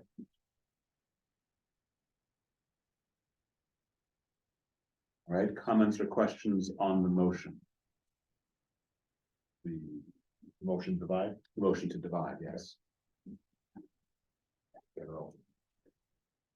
General reason to divide, I've noticed we can several. discuss later, but. I've got several errors I've noticed in both of those, including incorrect statutes listed on both policies. So just looking to make awareness for us so that as it goes from first read to second read, we know what to be looking at, or, Yes. okay. Well, and also because the athletics policy is on a second read, and so. No, Okay. Other questions or comments on the motion to divide? Again, all this does is separate the consent agenda into three pieces. You have 5330, 5331, and everything else. All right, roll call on the motion to divide, please. Diana Johnson. Yes. Tony Yardley. Yes. Linda Johnson. Yes. David Schrader. Yes. David Smith. Yes. Craig Wortman. Yes. Laura Collins. Yes. Fred Yant. yes, All right, with that in mind, we'll take as first the everything else group. So this will be a motion to approve everything except 5330 and 5331. You need a motion to do that? That is already on the table. That was in the original. Yep. Just a question on that, I think Lynn, those are the ones you sent out in an email for just generic changes this time for the first reads. If I'm not mistaken, you would have seen those, all the first reads didn't go through committee, these were all handled with an email because they're just Yeah. mostly syntax changes. Okay, just clarification. Yeah. Yeah, that's what I thought, but want to make sure everybody was on the same page that we're doing that with the skipping policy. We will see some first reads that don't come through committee when they're just simple changes. All right. Any other comments or questions? Again, this is voting on everything except 5330 and 5331. Roll call vote, please. Diana Johnson. Yes. Tony Arnett. Yes. Tina Johnson. Yes. David Schrader. Yes. David Smith. Yeah. Craig Wortman. Yes. Lori Holland. Yes. Fred Yant. Yes. And the motion carries. The next we move to 5330, and again, the motion to divide already makes that motion. We should record as the mover Fred and as the second David for 5330. And this is a first reading of 5330. Comments or questions on the motion? Fred, please. I have certainly, I have some concerns with this, and there's a couple of different things with the listings of the policy. The first, we have 118.113 is the Wisconsin statute that applies to this. If we look at that statute, actually, if we look at statute 118. So that's the pupil discrimination prohibited is that statute. If we look at 118.133, it is participation in interscholastic athletics and extracurricular activities. The policy, the definitions we're putting out here, we are splitting out extracurricular activities, co-curricular activities, and clubs as individual entities. Within the statute, all it splits out is interscholastic athletics and extracurricular activities. I think we're opening ourselves up to interpretation by having these other versions of it. By adding extracurricular and co-curricular activities. One of the things that is, I want to specifically bring out was in policy 115 or in statute 115.997, section 1F, we have a definition of extracurricular activity. Means a voluntary activity sponsored by a local education agency or an organized sanctioned by the local education agency. Extracurricular activities includes preparation for and involvement in public performances, contests, athletic competitions, demonstrations, displays, and club activities. That noting that the state statute includes club activities as part of extracurricular activities, I don't see the reason you're splitting these out and we're making that as a separate thing. Hold on, I've got more. One other thing that I've noticed within that also is we're using the term co-curricular, and nowhere within the statutes do we have co-curricular as a term that's being used. But if you look at 115.28, section 7 or section 7E number 1. 115.28. Yep. Section 7E1. In this paragraph, they quote, alternative education program means an instructional program approved by the school board that utilizes successful alternative or adaptive school structures and teaching techniques that is incorporated into existing traditional classrooms or regularly scheduled curricular programs that is offered in place of regularly scheduled curricular programs. Alternative educational program does not include a private school, tribal school, home-based private education program. I offer up to the board that we use the statute language of alternative education program rather than creating our own for co-curriculum. For that. So I can share just a little bit that I see where you're going on an instructional side. That those are alternative programs, and alternative programs mean something different when you're talking within the instructional program. The reason we're using co-curriculars, and yes, you're right, it doesn't show up in the state statute. But this board can use an identification process about what we do within policy that supersedes or exceeds what is limited in the state statute.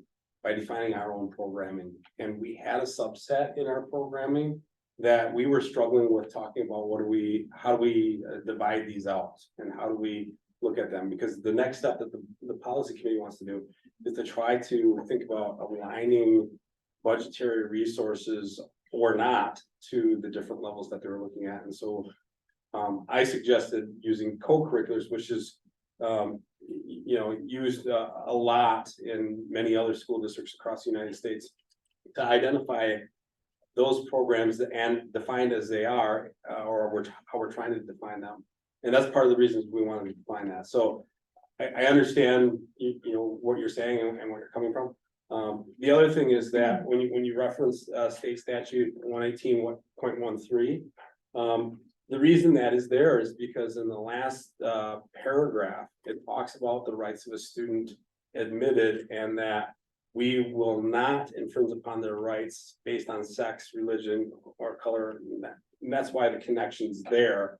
It wasn't a typo on the 118.133. If you think we should add that statute, it might be something to add as a connection, but there was a reason why that other statute was listed.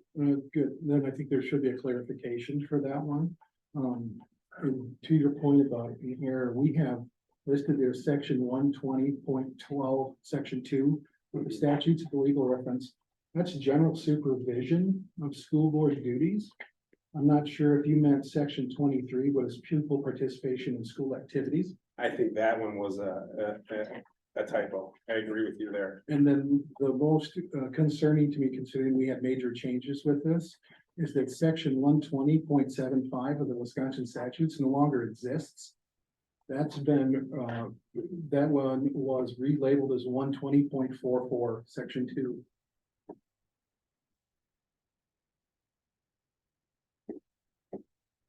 So I'm making the point for Neil. I figured that was. I figured that was gonna be a response, but I also think it's upon us. If we're reviewing these policies, especially first or second read to the full board, we check the statutes, then make sure that they're valid for these. Then we don't fall upon the mistakes of previous people on this. Again, my point is, I don't think we need to have this distinction. There are other descriptions here wherein we have, for example, in 118.293, a youth athletic activity means an organized athletic activity in which the participants, a majority of whom are under 19 years of age, are engaged in athletic game or competition against another team, club, or entity. I think by splitting out club, because club is included within extracurricular as a definition, I think we unnecessarily are splitting that out. I agree with what you're saying about adaptive learning, if you want to say that, with versus co-curricular, but I think we're making unnecessary divisions here that could come back and bite us in the end, because the statute says, interscholastic, basically athletics and extracurricular, and they lump it together. And I know we can make those distinctions, but if I come back and say, well, I was left out of this, well, because they created this subcategory, I think that could be detrimental for us. So you're the second board member now who has shared some concern about, maybe even the third that I'm aware of, that shared concern over dividing and trying to define these separately outside of existing sources. I think we should have some discussion about that. Because we're as a committee, and I support the committee's idea in that eventually we want to talk about what are these things and why do some resources get put towards some and some don't, and I really don't know what to do other than to try to define them better than people trying to comb through state statute and whatever else, define what they mean for us, and then try to define if there is a way to define resources based on some similarities of how we group them. If there's a better way that we can do that other than what the committee has gone down, I'd like to hear more thoughts on that. Or is this too hard or arduous of a task and maybe we should just not do it? But it is gonna get even more cumbersome to the next part. I mean, it was hard enough trying to identify definitions. At least ones that, the people on the committee agreed to. And then from there to define possible resources that we're aligning, it may get too cumbersome to really. Yeah, I don't know. I'd make a recommendation, we need to take out, and I'm gonna use the term, I'm gonna use mealy mouth as a term, but we need to take out adverbs like typically. Because we need to be cut and dry on these things. We can't say, well, typically, well, this isn't a typical thing. That leaves us open to interpretation. These policies should be cut and dry. If you look at the statutes are very cut and dry. It's this or that. If we leave things open like that, then we can have that shades of gray. And it's, hey, we have best intentions while the board is here, but we're writing these for the future. Somebody else could come in and then change things. Right, yeah, as far as the general nature of. Some of those wording, some of those word choices, I'm with you, but I do think that there's an advantage of leaving some leeway in certain policies, but. Point taken. So the end goal here is not necessarily the definitions where we're starting. It's actually, the end goal is to be able to find what resources, supports, structure is with what categories of activities. That's You right. know, was the one who sponsored this, so go ahead. Yeah, great question. That's kind of where it started as far as like the end game goes and, taking a look as far as like, there's some potential inequities in, how things are looked at and how things are determined. Who determines, what is the standard criteria of what gets funded or what doesn't, or what has an advisor or how many, or, just all the different things that go into the activities. Now, I'm talking mainly at like the high school level. I mean, that trickles down to middle school. But just as far as like what those look like, not all of it has to do with funding. Just as far as that goes in the allocation of equity. And so, in taking a look at that, that's kind of how it was brought up. And so we were like, okay, well, that fits in with policy. And as far as the extracurricular policy.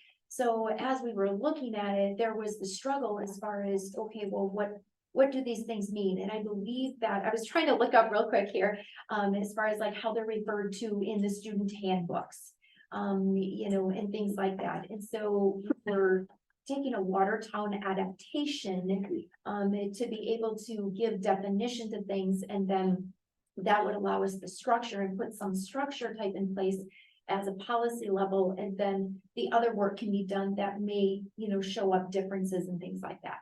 So that's kind of where that came from. Two thoughts to me is, not that it feels like maybe we're going at it the wrong direction after we gotten going. Do we start with the goal in mind, figure out what we want it to do, and then figure out how to define around it is. Can I explain? It's long thought. I mean, I'm not saying it's right or wrong. Go ahead. So if the goal was to drive to a point where the board is setting forth some kind of framework as to who's getting what resources, I'm gonna use the term resources, because it can be money, it can be staff support, it can be busing, it's a wide variety of resources, whatever. If that's what it is, that changes to me the complexion of this. Because to me, the first question to be answered is, should the board be in the business of deciding which clubs are getting resources? I'm really not sure we should be. And I think that question needs to be answered first, before we get down to figuring out, okay, well, if yes, then okay, let's find out the best way to do that. But I'm sitting here saying, wow, that seems like problematic. If the board is getting involved at that level, deciding this club gets something and this club doesn't. And you get an advisor and you get busing and you don't, wow, I'm not sure that's where we should be. And that kind of thing, that's on where I was sitting as we do we look to change policy? If the words extracurricular encompass what we're doing already, wouldn't that be better served talking more with the administrative or school levels as to what fits under this umbrella here and then how they allocate those? And the other piece to that is if we start changing verbiage in this policy, there's a domino effect. And that's gonna hit some of the other policies as well, which opens the can, which you were referencing earlier. Correct. It was always my impression that our current policy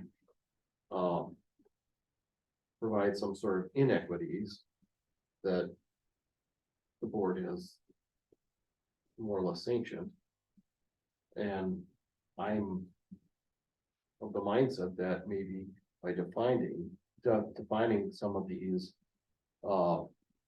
activities, that there could be more of an equitable distribution of those resources.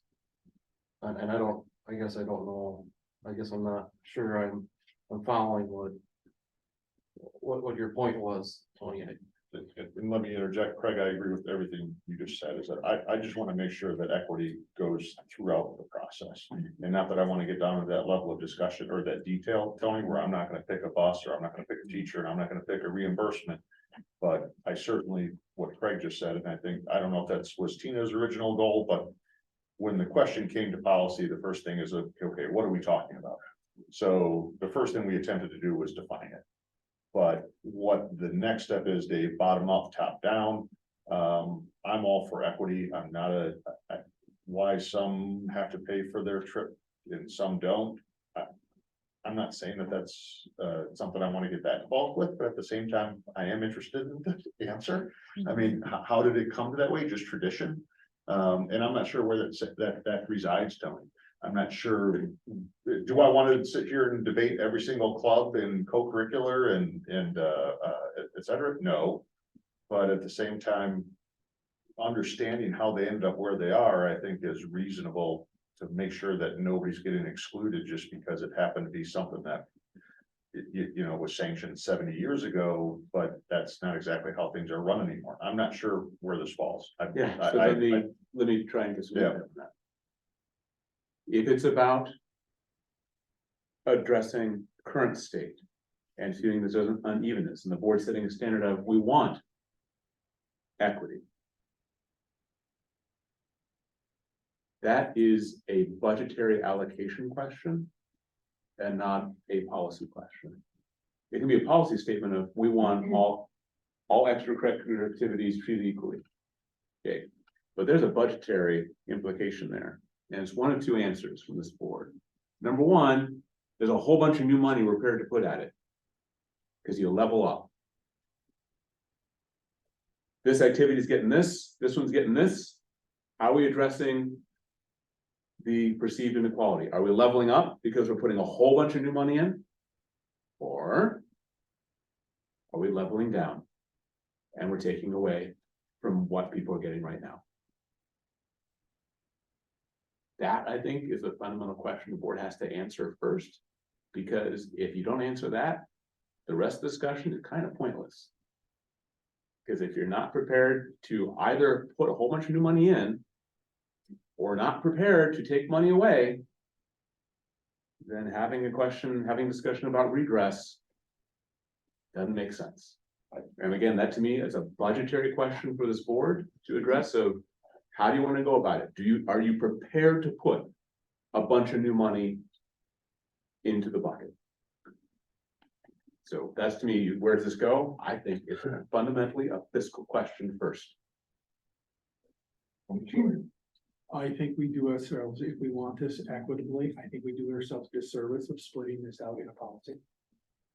Extracurriculars all are even. These are what the definition of extracurriculars are. We have this in statute. Here's your extracurriculars. Then we go to the budget and we go down to superintendent and say, okay, figure this out. The board can help with as far as budget questions, but that's a process question at the superintendent level. We don't do that for other things. So in that discussion, you know, what came up a little bit is, do you afford the same kinds of resources to a club sport, right, which maybe, we are only the fiscal agent for, and we identify as a belonging piece, so we can apply a handbook to it, right? Versus a WIA sanctioned sport, with coaches, transportation, all of that stuff. Are those equal in the mind of the board? And if so, are we going to go through a process of formalizing every club sport become an actual WIA sanctioned sport with those full level of activities available? Because that's exactly kind of what you're talking about. I mean, is that the same in the eyes of the mind? Also, same with, there are some clubs, right, that we just provide a space for and an adult so that you're safe. All the activities are done by the students, fundraising, everything like that. The advisor's just there as a kind of an adult confidant and to go to ask for resources and discussion. Comparing that to an actual co-curricular activity like marching band, right? Where there's clearly some curricular connections to it. There's some idea that this isn't necessarily voluntary. If you sign up for band, you are in this, this co-curricular. And we provide some things to that, but not necessarily all things to that. Do you want to treat that also in the same vein with resources as everything else? And so those were the fundamental questions we kind of started talking about. And then we said, well, maybe we should kind of try to put some things in groups, because no, that wasn't necessarily the case. And so now we're full circle back to the beginning of that question as to how and why we wanted to think about identification. In a way, it is a little bit frustrating, because again, as far as board function is concerned, this has been part of the process. We've had these discussions, and board members are allowed to weigh in on those discussions. And we should be, to this point, in the board meeting, having this discussion. I disagree. This is the first reading of a policy. This is the purpose of having the first reading of a policy. What part of board process are we missing in the first reading of a policy? We followed process for taking this out of the consent agenda. We put into a new motion for discussion. We have this as a first read. What part of the process are we missing? Oh, can I just say something? Go ahead. Just to kind of, I think this is another learning, kind of going back to what we were talking about earlier with this situation. This discussion could have happened at the last board meeting. And that, I think there's. And if this discussion happened at the last board meeting, as it is tonight, Right. we've gained a month, but otherwise, what else have we gained? And I would point out, we didn't have a policy committee between the last board meeting and this one, so this wouldn't have gone back to policy in the last month. And to be it'd be great if we were at policy, but to be at policy, unless I don't know why this was at policy. I'm not showing up at policy just to wonder if I have a comment every time. So if I will. My point is, the discussion for this particular item actually came to policy about, 6 months ago. I mean, this has been on the table for a while. And to get to the point to where we're kind of considering starting all over, I think the root issue that we were trying to explore, if I understand correctly, was that this is a mess. And the intention was to try to clean it up a little bit. It wasn't necessarily to make more of a mess. I understand your point, but I would like to point out that I was not on the board 6 months ago. And that may be the case for a lot of policies when they come up, so we can't fall back on, well, we've already reviewed this in the committee. But my other point is that we wanted to clean up this mess. I understand that, but we have incorrect statutes listed. We have other things that are wrong with this policy. If this had gotten approved, we all know that that if it's approved wholesale on the first pass, most people aren't gonna go back and look at it between that and the second reading. It would have gone through and got codified with incorrect statements. So, if I may, just a moment. Even reflecting on my own possible objections to the. I lack the data to know whether mine are real or not. If I knew how many potential clubs, organizations, whatever I was talking about here, maybe it's 5, in which case. I'm full of it, right? So move on. But maybe it's 100. In which case, everything I brought up has a lot more validity. I don't have data. I don't have data to work with right now to know what the existing gap is. I understand the premise of wanting to address the gap in principle. But what's the reality of the gap? What is the reality? And if I had data that said, here's all the organizations that we're trying to wrestle, then I could begin to understand how to approach it. Otherwise, I'm just throwing darts at principles. I don't mean principles, I mean LEs, not AL. In the dark, right? Like I don't, is that the right principle? I don't, because I don't have the data. So to me, I'm sitting here saying, before I even know where the thing goes, maybe it doesn't make sense for it to go to fiscal, because maybe it's just 5 groups we're talking about. And maybe it's 50. And it's a lot bigger gap than we think it is. And I just think I would be really helpful if I had data here. So where do we stand on this then? I mean, with the motion, the second and a vote. Yep. I see it going back to policy, but then given the complexity of this one in particular. Is that policy with a provision that somebody better show up and be able to speak to it at policy coming from, Jamie Kemp, or have a list of all the clubs, or what are we looking at? I mean, we're not gonna resolve it, we're continuing to talk about it here, so we have to have a good destination for it. And I recognize everything that Fred or Tina or Craig or Tony said that, yeah, that there's a little bit of hair on this one. We probably should do a little bit deeper dive. But Tony, do you think it's fiscal next, or do you think it's policy again, to take another look at it and with some advice from Jamie or whoever's in charge of sports and clubs at the high school? I mean, I'm just trying to get off the center and get it back moving in a direction. I don't know if it's up the hill or down the hill, but let's get her moving.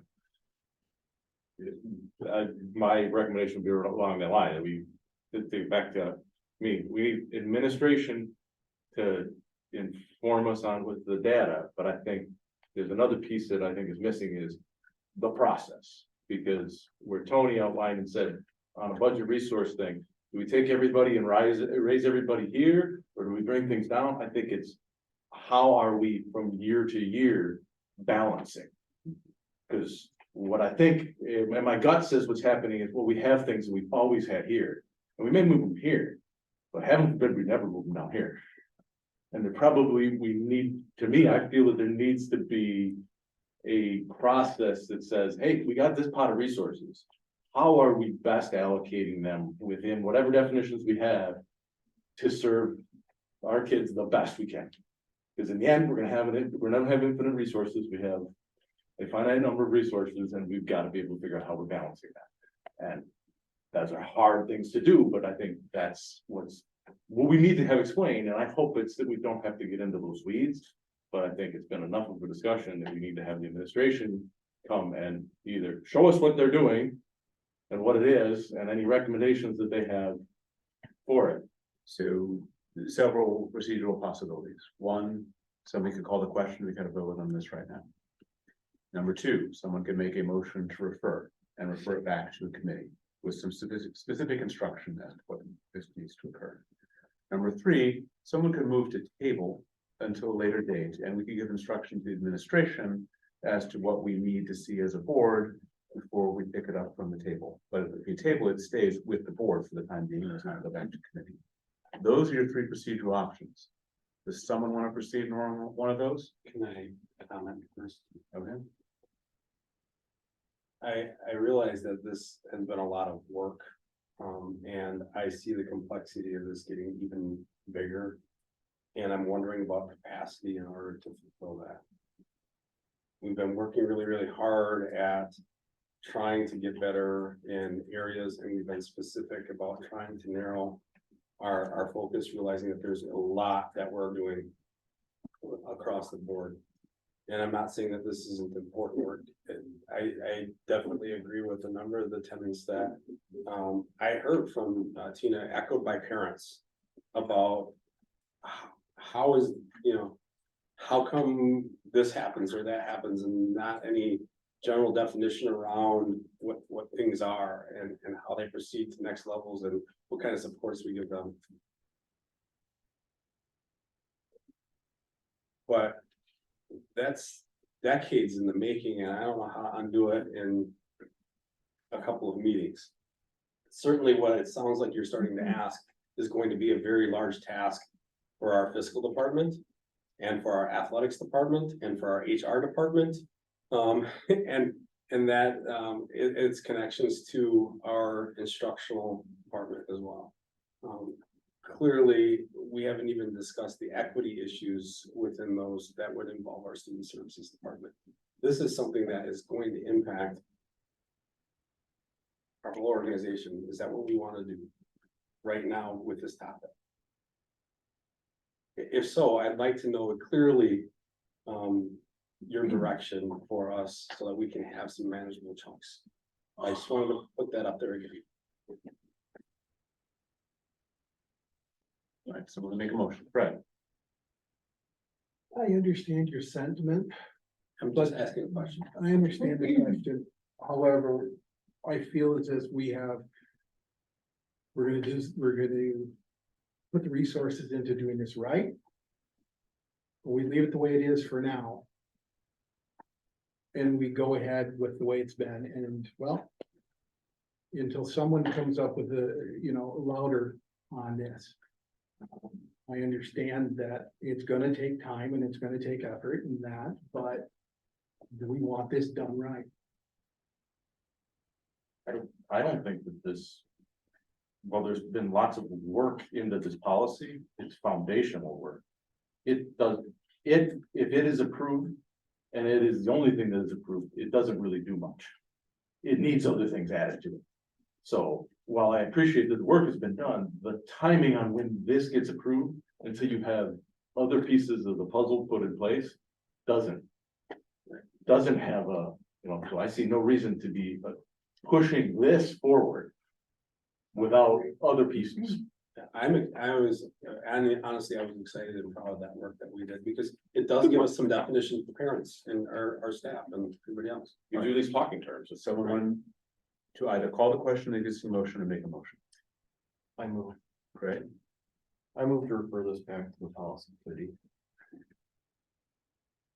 Second that.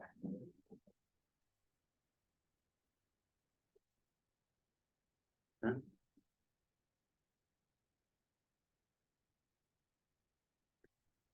All right. Comments or questions on the motion to refer?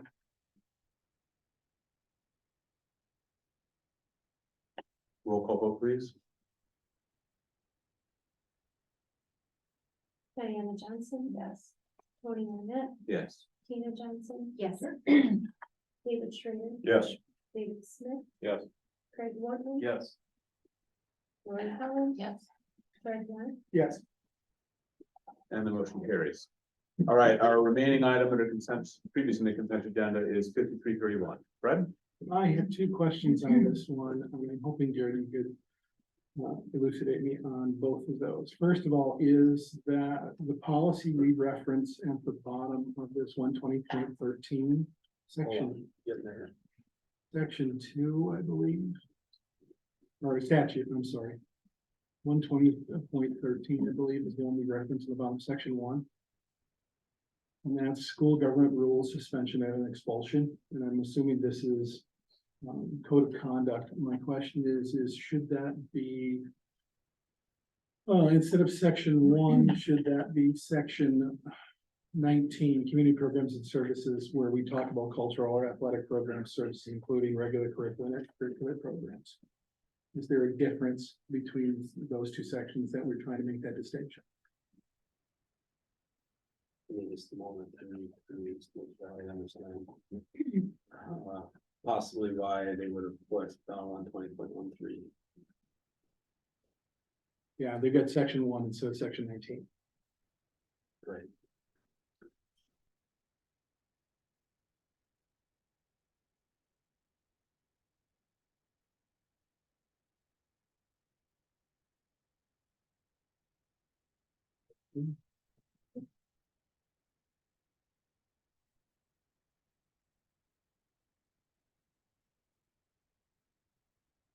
What the statutory, it's a reference. It is not, I just didn't know if that makes a difference. yeah, but I'm just trying to figure out how important those legal references on the bottom really are. I mean, they're just a reference point. They're not necessarily, I mean, the statutes all exist and they're all there. My Our feeling- policies all exist and they're all there. My So, feeling is that if we reference the wrong statute, So. if someone is concerned with the policy, they could bring that up and say, you are not, this statute does not apply. This other one does. So, in the last paragraph there, it talks about the right of the student to be admitted to school and to participate fully in co-curriculars.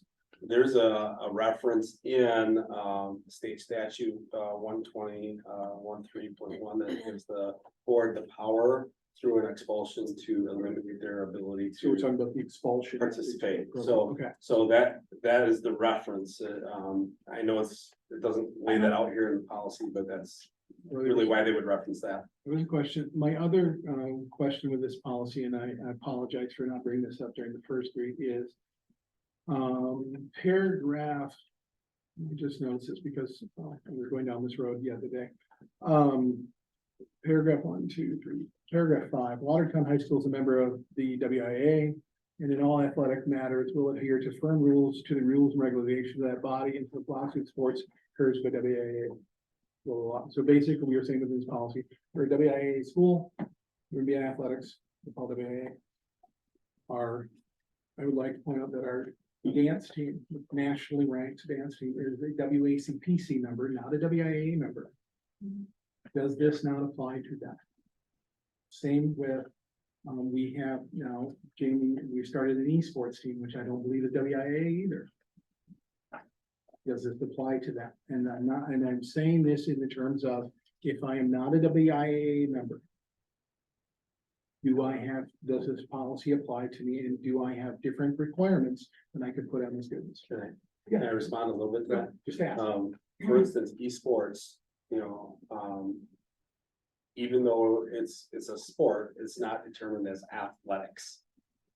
And remember, we talk about sports in a couple different veins. Club sports, athletics, sanctioned athletics through WIA is what athletics means to us, because that's what we've defined it as. And that's what this is defining it as. And other sporting activities like esports, which is under a different clause. So, I don't mind if we take some time and redefine that in here, but You could refer that particular topic back to policy committee. Right. We can still move forward with the proposed change, which is just a minor modification to change from district to USD. So I would put a motion that we go ahead with the change, but we refer this back to policy to, for that discussion on what is the coverage of this policy. Again, I'm looking at, if we go with what you had just said there, if you're not a WIA, you're not athletics, you're not sanctioned athletics. not sanctioned athletics, which again, nationally ranked dance team, not sanctioned athletics. So we already have a motion for second reading, not necessary to make a motion to approve this second reading. It's already on the table. Right. In terms of suggesting that topic for policy, I see the chair making record of that, and we don't need a motion. But if we go forward with the motion for second reading, and this gets approved, then this doesn't have to get sent back to the committee. This could just go forward as is. Go forward as is with the change being proposed. What we're voting on is the change being proposed, which is the minor modification. All right. And not a major modification. We're Okay. approving the This change is- to WSD. My concern is that purview of the committee, and I appreciate you writing this down. Committee chair can go, Well, but more importantly, Our process. okay, we have a process, which is you can bring this forward as sponsoring this topic all right, on this Get it down the policy. list. and it gets on the list and starts working its way through. All right. Yeah, and we did that because we didn't want to keep stopping all of our policies on a minor revision, because we've read through it and went, Oh, we think find there's something more. else. Yeah, there's other things that we're finding. Yes, but we also have to clean up our book. You know, with some of these minor things that we can. And so, but it also gives us a chance to read them and think of those bigger things, and if we have them, then we refer them and sponsor them to the committee chair. Right, and that's our process that we've adopted. We definitely welcome your involvement. And I love that we have, I love that we have put processes in place, that we're continuing to refine them. I will tell you that's great. Tonight has been wonderful in regard to that. All And right, just a comment, Fred, I can see where this is exactly where the confusion lays. Call the question? all right. Wait, the other one. So on the motion to approve the second reading, that is the minor modification currently before us. Roll call vote, please.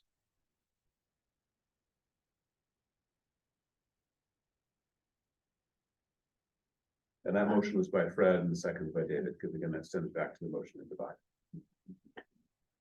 Diana Johnson. Yes. Leanna, Yes. Tina Johnson. Yes. David Schrader, Yes. David Smith, Yes. Craig Wortman. Yes. Lori Howard, Yes. Fred Mann. Yes.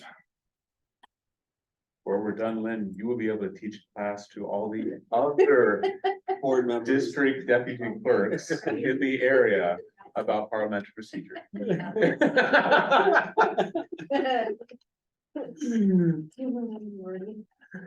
All right. We have only one action item this evening, resolution 9252, which is our joint agreement with Eustisburg. Do I hear a motion? So moved. Second. Moved by Craig, second by Tina. Yeah. Comments or questions on the motion? Don't look at me. Don't look at me. All right. Roll call vote, please. Diana Johnson. Yes. Tina Johnson. Yes. Tony Arnett, Yes. David Schrader, Yes. David Smith. Yes. Craig Wortman. Yes. Fred Mann, Yes.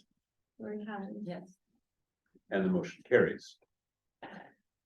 This brings us to the second opportunity for public input. For members of the audience that would like to address the board at this time. Please make sure to record your name and address and a few words about your topic on the ledger there for us.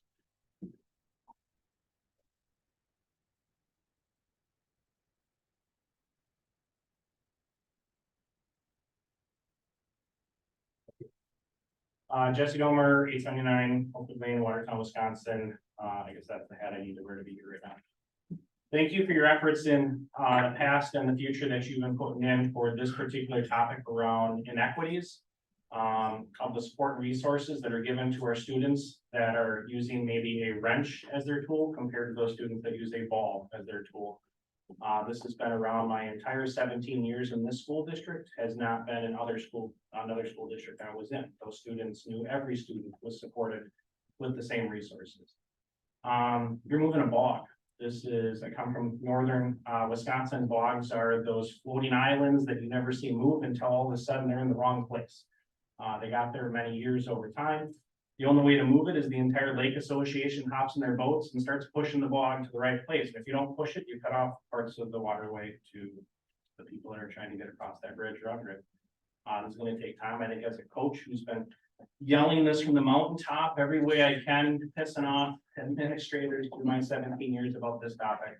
I know it's going to take a while and I appreciate it. Thank you. All right, thank you. Anyone else? Anyone online? Please, go ahead. Give your name and address for the record. Thank you.